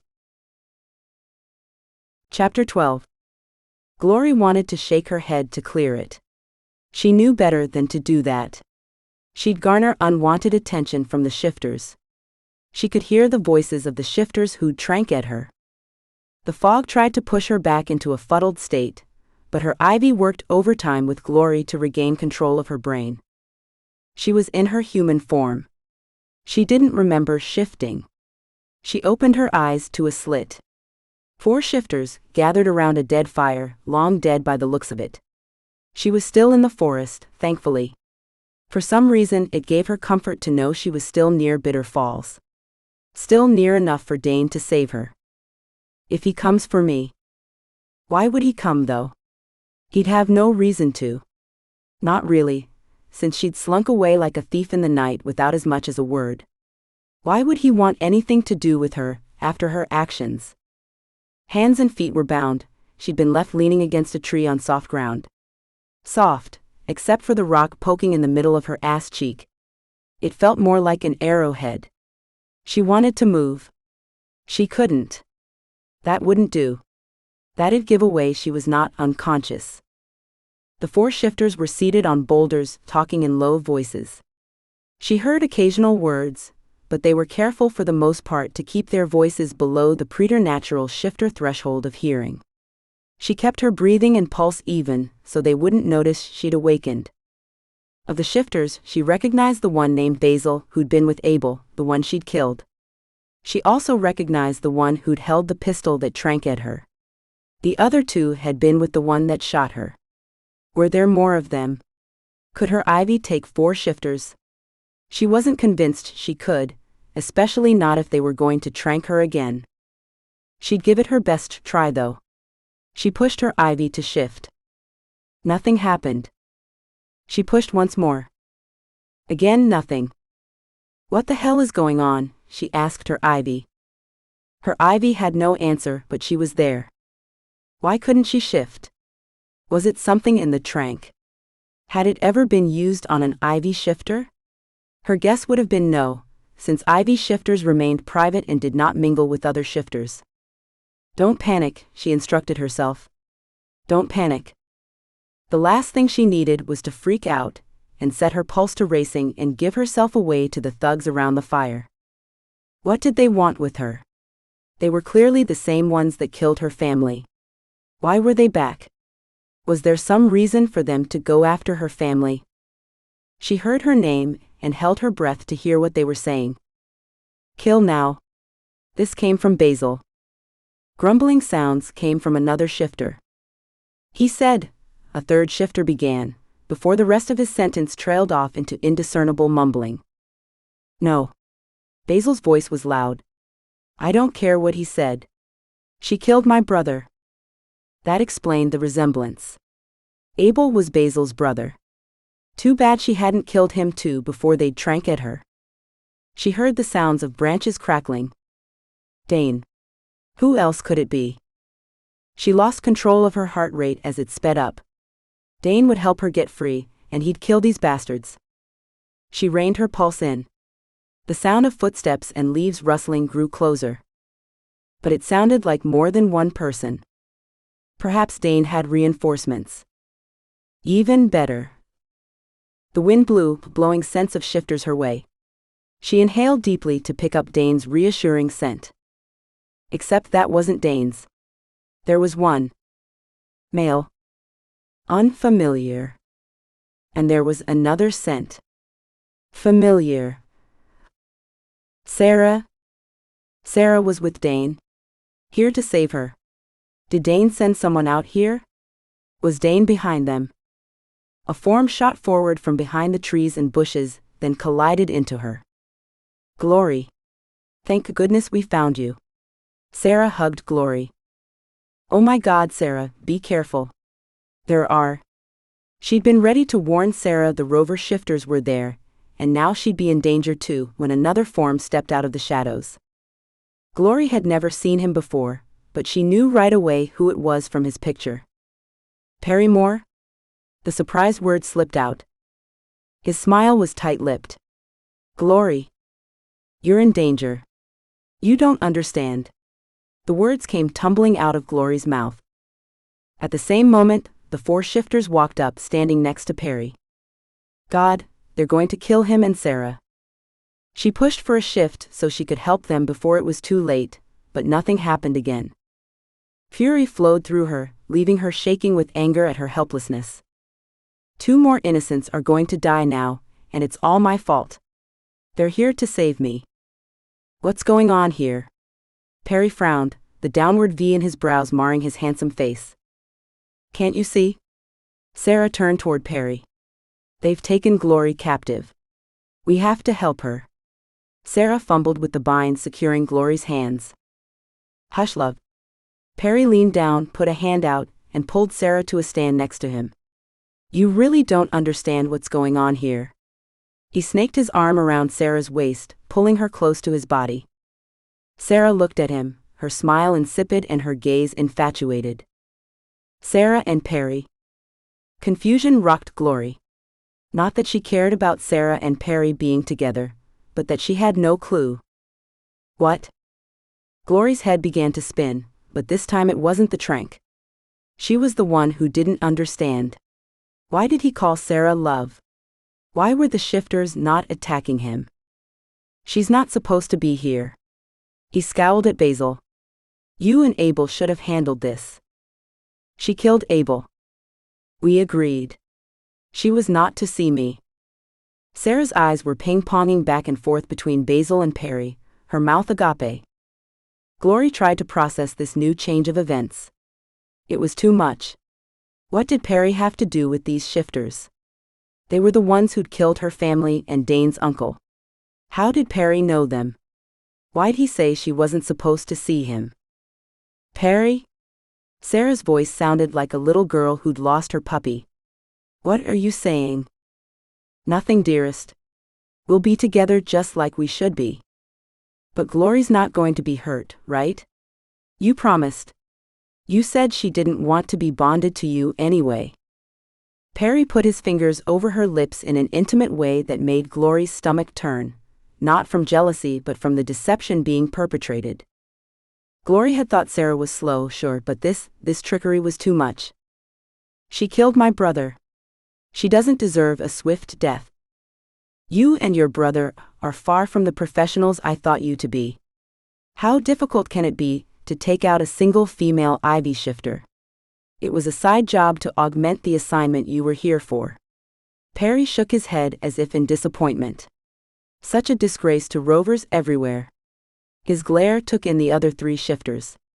I'd find a new leader if I were you.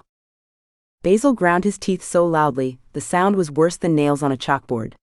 His fists clenched at his side. Deal with it. Perry gave Basil another dirty look. Immediately. Or you can forget payment. No, Perry. Sarah yanked on his sleeve. You can't do this. They can't hurt Glory. Everything will be fine. Don't worry, love. I can't break the agreement between her parents and mine. I can't bring disgrace to my family or lose my position. I have a plan. Glory scoffed. Your position is worth more than my life? Sarah, don't let this happen. Don't you trust me? Perry asked Sarah. Aren't we going to be happy? You'll have my heirs. With her out of the way, you're the next in line for her position within the Aleman family. What position? Glory screeched at him. We aren't royalty. We. Sarah turned toward Glory, her face lit up. You don't know what you're talking about. Sarah's smile was vapid. You're descended from royalty. As are my sister and I. And Perry needs to marry Ivy royalty to keep his position. Luckily, he fell in love with me. She ran her fingertips up his arm, then back down. Right, Perry? Glory cringed. Her cousin had lost it. That's right. I did. He barely gave Sarah a glance. What's his game? He didn't love Sarah, that was obvious. What was this business about royalty, though? She'd have to ask someone, but who? She had no friends in the Ivy shifter world. Does Mary know about this? Sarah frowned. Not yet. Perry doesn't want to make it public yet. Don't worry, Glory, Perry won't let them kill you. Sure he won't. Why kill me? Why not just have it annulled? Glory flexed her hands, hoping to release the binds. And what makes you think we're royalty? That's not how it works, Perry scoffed. Sarah scratched her head. Didn't your parents tell you? Before your father's father was exiled, your family was next in line to rule the Irish Ivies. Has she lost her mind? Glory thought of all the stories her mother used to tell her about a young prince whose father had lost the crown. Bedtime stories when she and her sister were young. Was there a measure of truth in her stories? She always stopped telling them when their father would come in to kiss them goodnight. That can't be. And yet it looked like it was. Then I don't understand, if my father's father was exiled, how is it that? Her head ached from the effects of the trank. Putting her thoughts together was difficult. She didn't seem able to draw a line between 2 points. Your father's family was reinstated into power. And you're the only heir. Behind Perry, 2 of the shifters coughed. He gave them a dirty scowl. What's your problem? The 2 shifters glanced at each other. Nothing. Sorry, one said. And yet the shifters didn't appear apologetic. So if I'm? Glory didn't want to use the word dead. So if I am not around, my nearest relative. Perry nodded and indicated Sarah with a flip of his wrist. He's using you, Glory warned Sarah. No, he's not. Sarah faced Perry. You're not using me, are you? Of course not, dearest. Perry put his arm around Sarah. Let's get you away from this damp forest. I can't have my lovely bride catching a cold. He gave the shifters a pointed glance. Take care of her, indicating Glory with a nod. He turned away from Glory and guided Sarah into the woods. Surely you're not okay with this. Glory yelled toward Sarah's departing back. Her shifter hearing picked up Sarah's question. You're not going to let them kill Glory, right? Right? Perry glanced back at Glory, then looked at the shifters once more. Glory was certain Sarah couldn't see Perry's eye roll. Chapter 13. Basil approached Glory, features drawn down in a scowl, yellow teeth bared. His badger was very definitely beginning to make an appearance. You killed Abel. You'll pay. It's not like you plan to let me live anyway. Glory fidgeted with the binds, fighting to release herself, calling for her Ivy to come forward but to no avail. Her Ivy remained absent. Was it the trank that had rendered her unable to shift? We can't let Basil have all the fun, the shifter called Morton said. Come on, Bill. Bill let out a laugh that reminded Glory of a hyena. His eyes traveled over Glory in a way that made shivers run over her spine.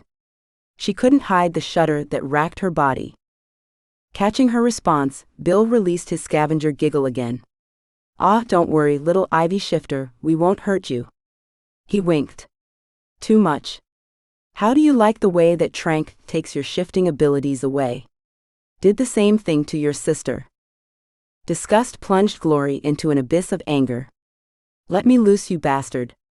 She had no idea what she could do to them without her shifter powers, but she'd try to kill them with her bare human hands for hurting her family. More of Bill's laughter, then the other shifters joined in his mirth. A roar shook the forest, silencing the laughing thuggish shifters. Glory's pulse began a beat, synchronizing to another heartbeat nearby, one she was familiar with. One she'd synced with many times in years prior. Dane. That was Dane's roar. Dane's heartbeat. She looked around, hoping her shifter eyes could find his mottled, camouflaged colors amongst the forest shadows, but had no luck. Wherever he was, he managed to keep his location secret. Who's out there? Bill said, a tremor vibrating his voice. You're dead now, Glory told them, keeping her volume low and calm, not letting her concern for Dane show in her tone. Dane against these three wasn't the odds she'd wanted him to face. And Dane had no idea she couldn't shift to help him. She called for her Ivy, though she knew her requests were futile, her Ivy couldn't respond, couldn't help her and couldn't shift. Another roar. She concentrated on the sound, picked up a general location, but didn't look in that direction because Basil's eyes were glued on her, watching for her reaction probably. She closed her eyes to slits and sent a silent prayer Dane would not be harmed. The roar stopped abruptly, and out of the forest leapt a large silhouette, landing with a soft sound on the wet leaves and yielding dirt, then bounding upward and crashing into Bill. Dane's snow leopard jaws locked on Bill's shoulder, massive canines gleaming before sinking into flesh. Bill screeched, the sound almost inhuman, then bones began to crunch as he tried to shift into his animal. Bristled fur poked through human skin. Bill's face elongated, a hyena's snout forming. That explains the laugh. His eyes darkened to black, then morphed to a beady shape, gleaming with feral anger and pain from Dane's bite. Basil rushed toward Glory, pulling a knife from his pocket and releasing the blade with a flip. A measure of gleaming steel was a mere inch from Glory's face when he yelled, "I'll kill her right now. Release him." Dane didn't. Instead, he shook his head, throwing Bill into a screaming frenzy, making his shifting freeze in a mid-state, looking like a genetic experiment gone very badly. A hyena's skull with a hyena's snout, but human cheekbones and chin.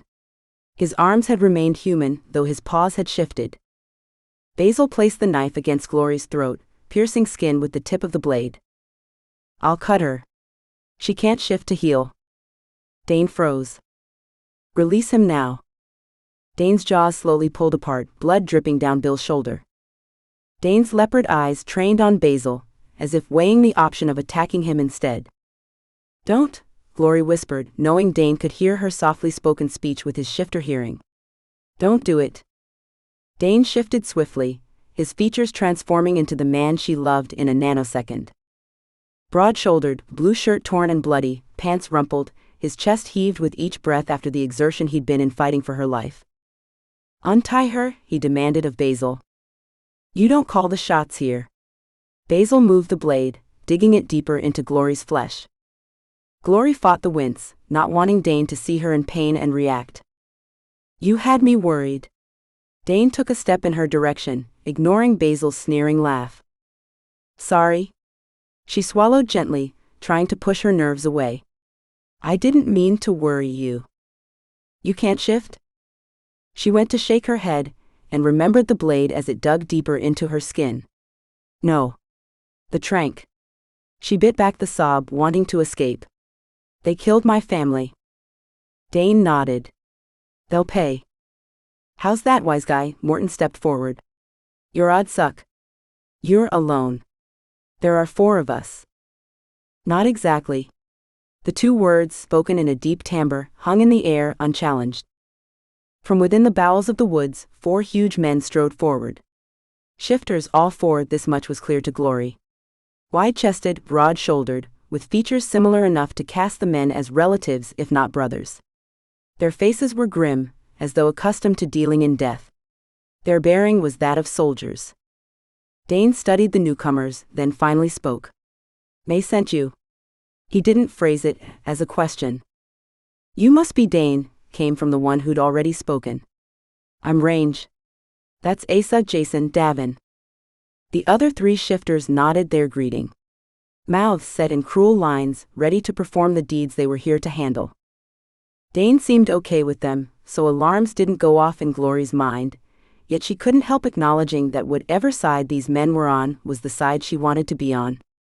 They wouldn't be good to have as enemies. A vibrating sound built to a crescendo, and it took Glory a moment to realize the sound was coming from Range's chest. It was a growl, but unlike any she'd heard before. And he was still in his human form. She recognized this meant their shifter animal was of such powerful mojo, they couldn't be pushed down too far into obscurity. She wondered what they were. Her gaze traveled up and down each man individually, looking for an indication. Range glanced her way. Wolves? She was confused. Did he read minds? His lips curved into a facsimile of a smile that didn't yield a sign of weakness, then instantly reverted back to straight-lipped, no-nonsense position. Morton and Bill had begun to inch away from the 4 new arrivals. Only Basil held his ground, the knife pricking at Glory's neck. Well, gentlemen, what will it be? Range pinned Morton and Bill with his steely gaze. Is whatever you're being paid worth losing your lives over? It's not just about the money. Behind her, Glory could hear Basil gritting his teeth. She killed my brother. Your brother was trying to kill me. I stood up for myself. Ivy's shifters are not weak. If your brother chose to take her on, he did so at his own peril. This was delivered by the shifter behind, and to the left of Range. Your family was the one that started this, Range said, pointing at Basil. Badger's right? We don't have a dog in this hunt, announced Bill as he leaned down to pick up a backpack. We're not fighting for badgers, and we aren't getting involved in Ivy royalty disputes either. He yanked on Morton's sleeve. You coming or what? Yeah. Morton nodded. I'm out too. You can't quit now. You'll never work as rovers again. I'll ruin your reputation. Bill did an abrupt about-face. The hell you will. I'll hunt you down if you try to drag us into the quagmire your fucked-up family has created. If you survive today, that is. He glanced at Range and his men. I'm thinking you won't. Chapter 14. A set of roars came from the clearing where Dane and Basil circled each other, eyes wary in their shifter forms. a magnificent snow leopard and a fierce badger. Glory and the 4 men May had sent in were seated at the informal circle's circumference. To state it more accurately, Glory was biting her nails, chewing on her bottom lip and pacing, while the wolves sat about in human form, watching the clash between 2 shifters that would come to a head shortly. Dane had told them he wanted to face Basil one-on-one, and put this vendetta to an end once and for all. I've lost my entire family to this bunch. He's the last of theirs. I'm the last of mine. This will settle it. Whichever way it goes. Glory asked him for a private moment. They'd gone into the woods. She'd pushed him, palms flat on his chest, trying to push sense into him. You can't risk your life. I won't have you doing that. It's not for you to stop. And after this, I'm going to take care of Perry Moore. That bastard will pay for his role in this. No, Dane. I can't let you do that. You can't stop me. That was 15 minutes ago. Now the two were going to end it once and for all. Basil reared back and struck toward Dane with a massive razor-tipped claw. Glory bit her knuckle, to keep from screaming out a warning to Dane. Dane feinted left, Basil missed. Dane then zipped in for a strike of his own, connecting his fist with Basil's badger jaw. The badger fell back, crashing into a tree, cracking the trunk and sending leaves and tiny twigs flying like confetti, scattering about the shifters' heads as if at a morbid party. Basil pushed off the jagged tree and shook his badger head. Saliva scattered, flying about, almost landing on Glory. She backed out of the way just in the nick of time. Basil's beady badger eyes had gone dead, void of any emotion as he studied Dane, taking in his stance, assessing. His breath came in ragged pants, his claws clenching and unclenching as he paced a tight circle in the perimeter of their fighting ring. Glory's heart beat a fast thrumming tempo, her pulse synced with Dane's, which pulled hers to match his breakneck speed. A short burst of roars came from Dane as if ejected forcefully from his lungs. A second later, he leaped high in the air, rising well above her height, headed for the badger's head. Basil ducked and turned sideways, then jumped up. Dane flipped midair, swiveled, and careened into the badger's airborne torso. The badger's teeth gnashed while his claws sought purchase. A loud crunching sound signaled he'd achieved success and buried his canines into Dane's shoulder. Dane's leopard released a howl of pain that forced Glory to her knees while tears sprang to her eyes. She made for the center of the ring, adamant in her desire to save Dane, even though she'd lose her life against a badger while she was in human form. Her path was intercepted as Range wrapped his arms around her waist and lifted her off the ground. Put me down. She kicked at his legs, punching his arm and back while he toted her like a full sack of potatoes. Can't do that. I told Dane I'd keep you from interfering. She wriggled and writhed. I have to help him. Damn you. Let me go. Her ivy responded to her panic. Heaving breaths slipped out from between her lips as her spine rippled from her tailbone upward, fusing toward the nape of her neck. Dark wood melded over her flesh as branches stabbed into her arms and legs. Smaller branches became digits. Leaves formed, covering her, turning her into a towering ivy mass. She writhed from Range's grasp and set one leg onto the dirt flooring in the forest. Shit. Get her, Range instructed his men. The other 3 shifters rose from their seats and leapt onto her. She wasn't sure she could take them all without killing them, and she didn't want to hurt Dane's allies. She shook one of Range's men off, and had just turned her attention to a second one, picking him up and raising him off the ground when a voice stopped her cold. Don't make me do this. Range's tone carried warning. She glanced at him. He held a tranq gun. She glared at him. He raised the pistol. Don't make me do it. She set the other man down and shifted into her human, glancing at the scuffle in the middle of the clearing. The tide had turned. She'd missed something during her shift and her own scuffle. The badger was on his back, with Dane's sharp teeth embedded in his throat. Blood splattered to the ground. The badger's life-giving essence seeped into the ground. The badger became motionless, its body no longer heaving and struggling for air. His beady eyes sealed shut, the light within already gone. Dane raised his head, releasing his strong jaws from the badger's neck. Fur began to recede instantly, bones crunched, the sound of tendons ripping filled the air. Within seconds, Dane's transformation was complete, and he was in his human self. Lacerations covered his body. His face was a scratched and bloody mess. Glory ran to him, her heartbeat slowing with his. He wrapped his arms around her. "It's over," she said. "Not quite. There's still Perry." He glanced at Range. Range nodded. "No." Glory tightened her grip around his waist. "I won't let you go. I have to. For you. For me. For us. As long as you're alive, you're in danger from Perry." Glory closed her eyes against the pain, threatening to overtake her. "I can't lose you, Dane. I just can't lose you again. Not after." He tipped her head back with a fingertip on her chin. "After what?" Glory shook her head. She couldn't tell him. Not when he was contemplating doing battle again. And this time against Perry, an Ivy shifter who could potentially kill him far more easily than he might kill Perry. So she lied. "After losing you before. Let's go." Dane indicated the forest with a nod of his head. "I want to get this settled and get on with my life." Glory saddened. His life. A life without her. What did I expect, really? That we'd go back to the old days? Just because? Glory, Dane, Range and his men came upon Perry's body 10 minutes after they'd started following his scent. Glory knew before she saw him something had happened. The air was rich with the scent of blood. So much blood could only mean one thing. Death. Dane barreled forward. Glory struggled to keep up with his long legs, and within seconds she'd been passed by Range and his men. The men gathered in a tight circle, studying the ground in front of them. She slipped between them. Perry. Very definitely dead. Morton and Bill stood by a tree, looking like they were concerned they'd be attacked by Dane and Range.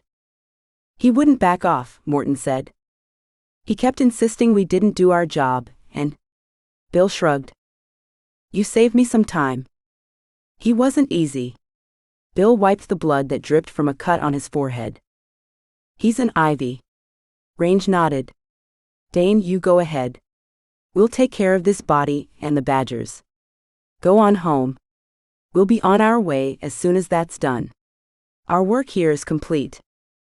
Tell my aunt thank you." "Will do." "It's over," Glory said. "It's very over." Dane pulled her into his arms. This time when he tipped her head back, she saw the question in his eyes. "You still have something to tell me," he said. "I can show you." She owed him. She watched the wounds on his face begin a slow healing. "Do you need to hibernate so you can heal quickly?" "I'm not in a hurry. I'll hibernate later." "You'll be there, right?" "Forever." She couldn't say that. He wasn't asking her to be with him. He was asking her to stand by and watch over him while he hibernated. "I'll be there." He pulled her close, the storm in his eyes piercing hers. A soft growl rumbled in his chest. He leaned down, his lips taking hers, bruising them, claiming and owning her soul and her Ivy. His fingers cupped her cheeks, then moved to her jawline. Tongue parting her lips, he pressed her resistance away, making her lips his as surely as he'd made her heart his. His mouth seared to hers the same way his snow leopard reached out to her Ivy, sending the shifter within her the message that human ears would never be able to hear. Her chest burned, hurting with the need for air. She gasped, realizing she'd been holding her breath. Her hands rose, tangling in his hair, nails scoring his scalp, dragging his face lower, yearning to be lost in this kiss, wishing that it would last forever, not just for the duration of one kiss. Years and years of pushing life away came out in her kiss. She had to take him into her, if only for this one final time, before he returned to his life in Hollywood. Chapter 15. Dane let her kiss him, let her guide their kiss into everything she was feeling. She released her grief and love in that kiss. She submitted to him and yet claimed him. Her strength took his breath away. He knew she'd suffered, but he had a feeling he didn't know how much. Eyes wide open, he studied the face he'd never forgotten, the very same face that haunted him nightly. He remembered their time together. His cock remembered it also, as it twitched within his pants. He remembered what it was like when he entered her body, pushing himself so deep inside her, loving the way her eyes grew wide as he penetrated her folds and at the same time penetrated her soul, marking her as his, though he hadn't couple bonded with her. His snow leopard roared deep in his brain, reminding him there was something better than memories. But first, there was something else he and his leopard needed, the answer to the secret deep in the emerald depths of her eyes. "So, what do you need to tell me? Come with me." She took his hand and led them out of the forest toward the fields and still forward, through more fields and forest, stopping finally outside the secret garden. She unlocked the door with a key she'd hidden under a loose stone near the threshold. Opening the door, he let her precede him into a place that had become sacred to both of them. She walked up to a rock, a large one crisscrossed with veins of green and gray. Stopping in front of the rock, she lowered herself to her knees. Tears streamed down her face. "I was pregnant with our baby." Her voice broke, and she exploded into sobs, releasing years of heartbreak. Years and years, over more than just the baby, more than just Dane. His arms wrapped around her, firm, hard, holding her, taking her pain into himself and his leopard. His eyes reflected her pain. She wasn't ready for his embrace. She wasn't ready for the way the pain infused him and then traveled back to her. "What's happening?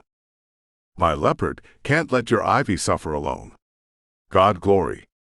You've shouldered losing our baby and your family. And where the hell was I?" He forked his fingers through his hair. "Where the fuck was I? Seems you were driven away. I should have fought for you. For us.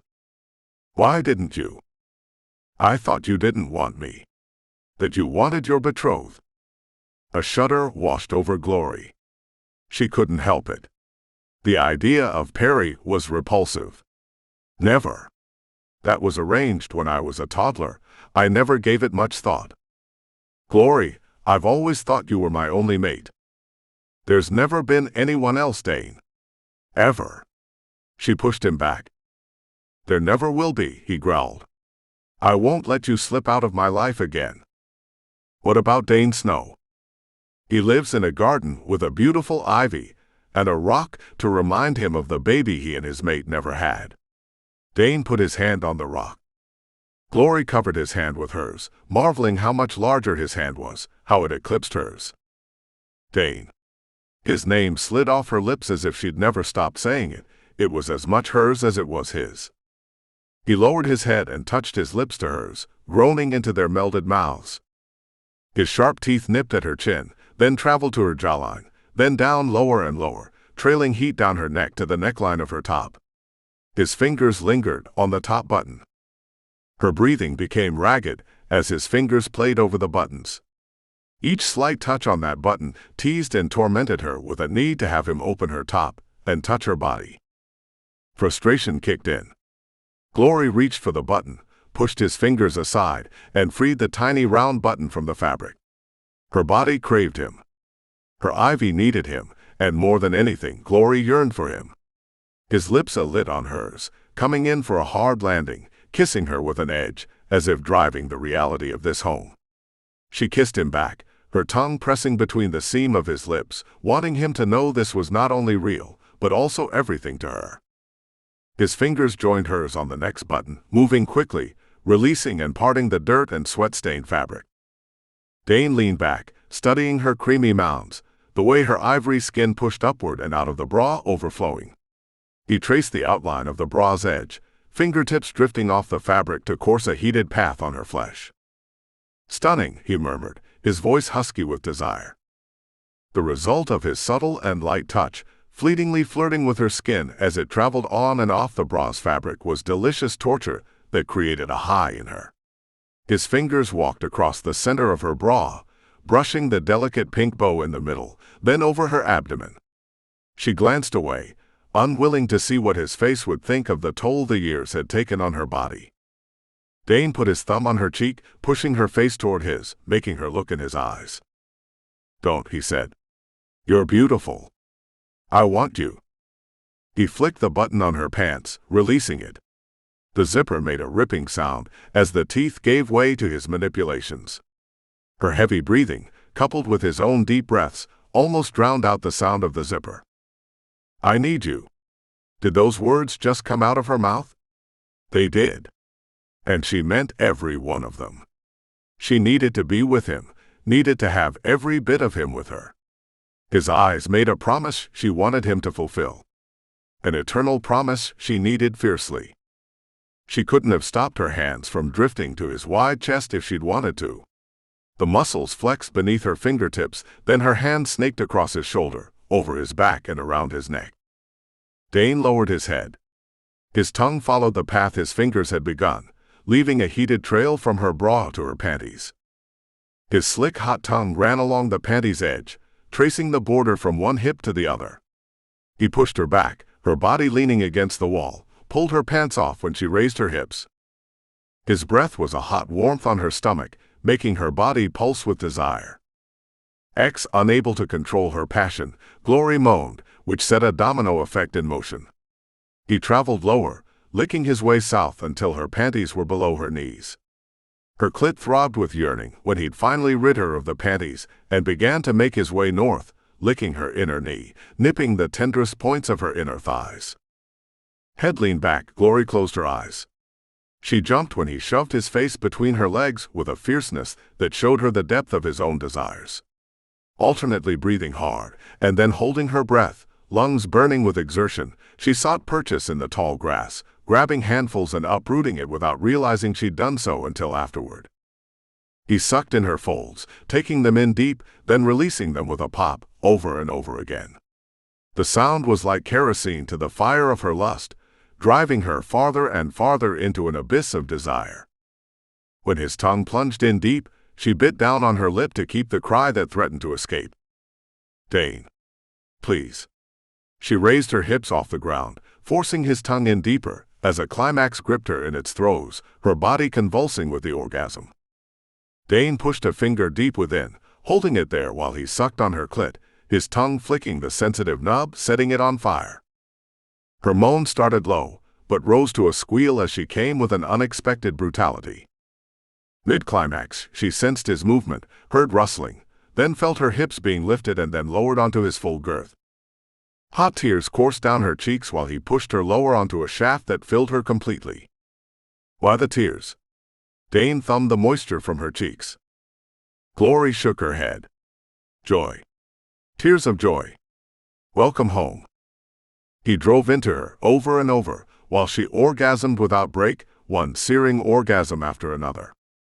A roller coaster feeling surged through her when she felt his hot seed begin to pummel her depths. Bond me. Now. She gasped the demand out. You're sure? His words were a harsh groan. Now. She nodded and screamed at the same time. He sank his teeth into the spot where her neck met her shoulder, and sucked. The essence he released immediately deadened the pain, then turned it into a curtain of pleasure that blocked the pain. You're mine. His growl was exacting. Forever. She'd never loved anyone like this. She knew she never would. And as sure as she knew this about herself, she knew it was the same for Dane, in every fiber of his beautiful snow leopard being. In this moment, as her mate was next to her, she knew that after everything they'd gone through, they deserved to be happy. Now they would be. Forever.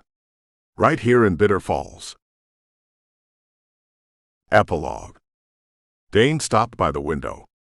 A slight shadow caught his attention.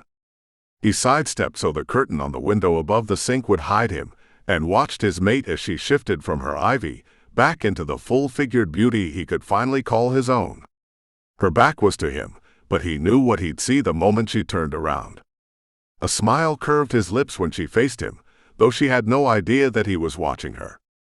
Her hands were on her belly, one under and one on it, emphasizing the baby she was carrying within. She was weeks away from delivery. His smile of excitement was stolen as he thought of his uncle and his father. The saga was over.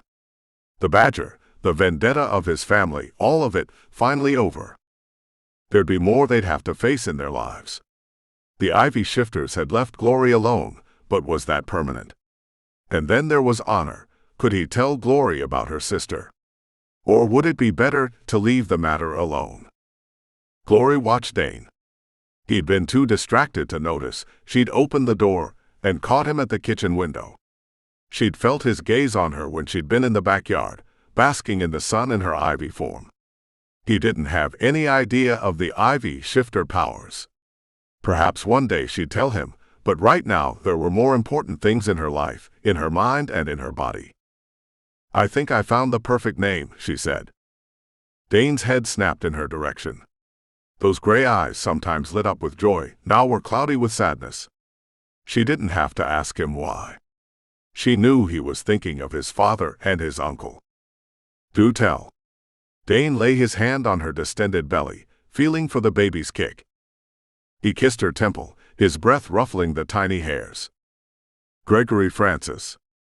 The sharp intake of his breath and the pulse her Ivy felt his snow leopard giving off were the only signs that gave away his emotions. He remained silent. "You're upset. You'd rather not name him after your father and your uncle." He shook his head slowly. The gray of his eyes had turned to a silver color. "Not upset at all. Just—" He wrapped his arms around her, held her against his body, her back leaning on his chest. "Never want to be away from you." He leaned back, his gaze inquisitive. "Wait. How do you know it's a boy?" She let a smile make its way to her face. "I'm an Ivy shifter." Just like that. It's hard to explain. And it was. The Ivy shifter ways, their quiet nature, their history. This was not made public to other shifters or humans. There were some who'd known their mysteries, but these were rarely shared. And as much as she loved this snow leopard, who had bonded to her heart, soul, and body, the way of her kind had always been to keep customs and history secret. That was a hard tradition to stray from. She couldn't divulge the ways of the Ivy shifters. "I like it." She glanced at him, perplexed. "The name." He lowered his head, placed it on her stomach. "I'll never let anything happen to you, little man." Dane's words were a low murmur. He didn't see the frosty glow that flowed through Glory's eyes. "I'll make sure of that," Glory echoed Dane's objective in her own mind. Aunt May called. Dane rose to his full height, towering over her.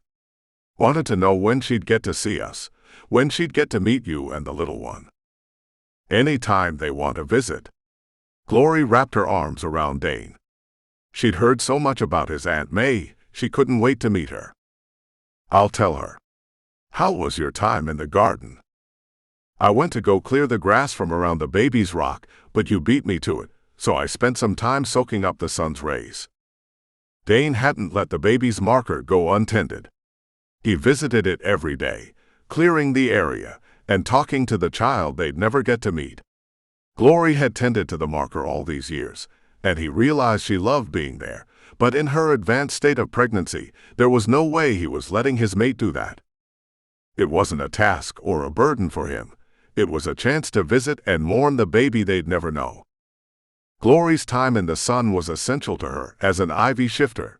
Being without sunlight would weaken her. Did shifting to her human form take a lot out of her? "Do you need to rest a bit?" "No." A wicked smile made its way to her lips, her eyes gleaming with an emotion he knew all too well.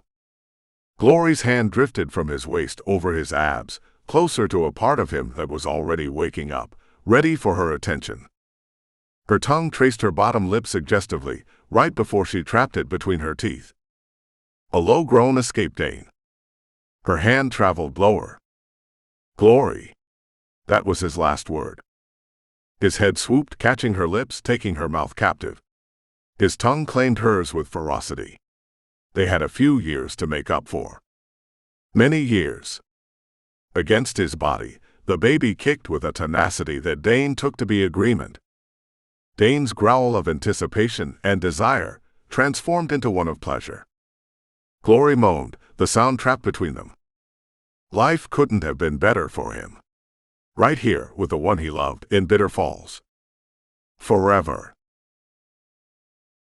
Thank you for listening. This has been a Shifters Forever Worlds book by Elle Thorne. Stay tuned for more episodes. Don't forget to subscribe and to ring the bell to be notified of new releases.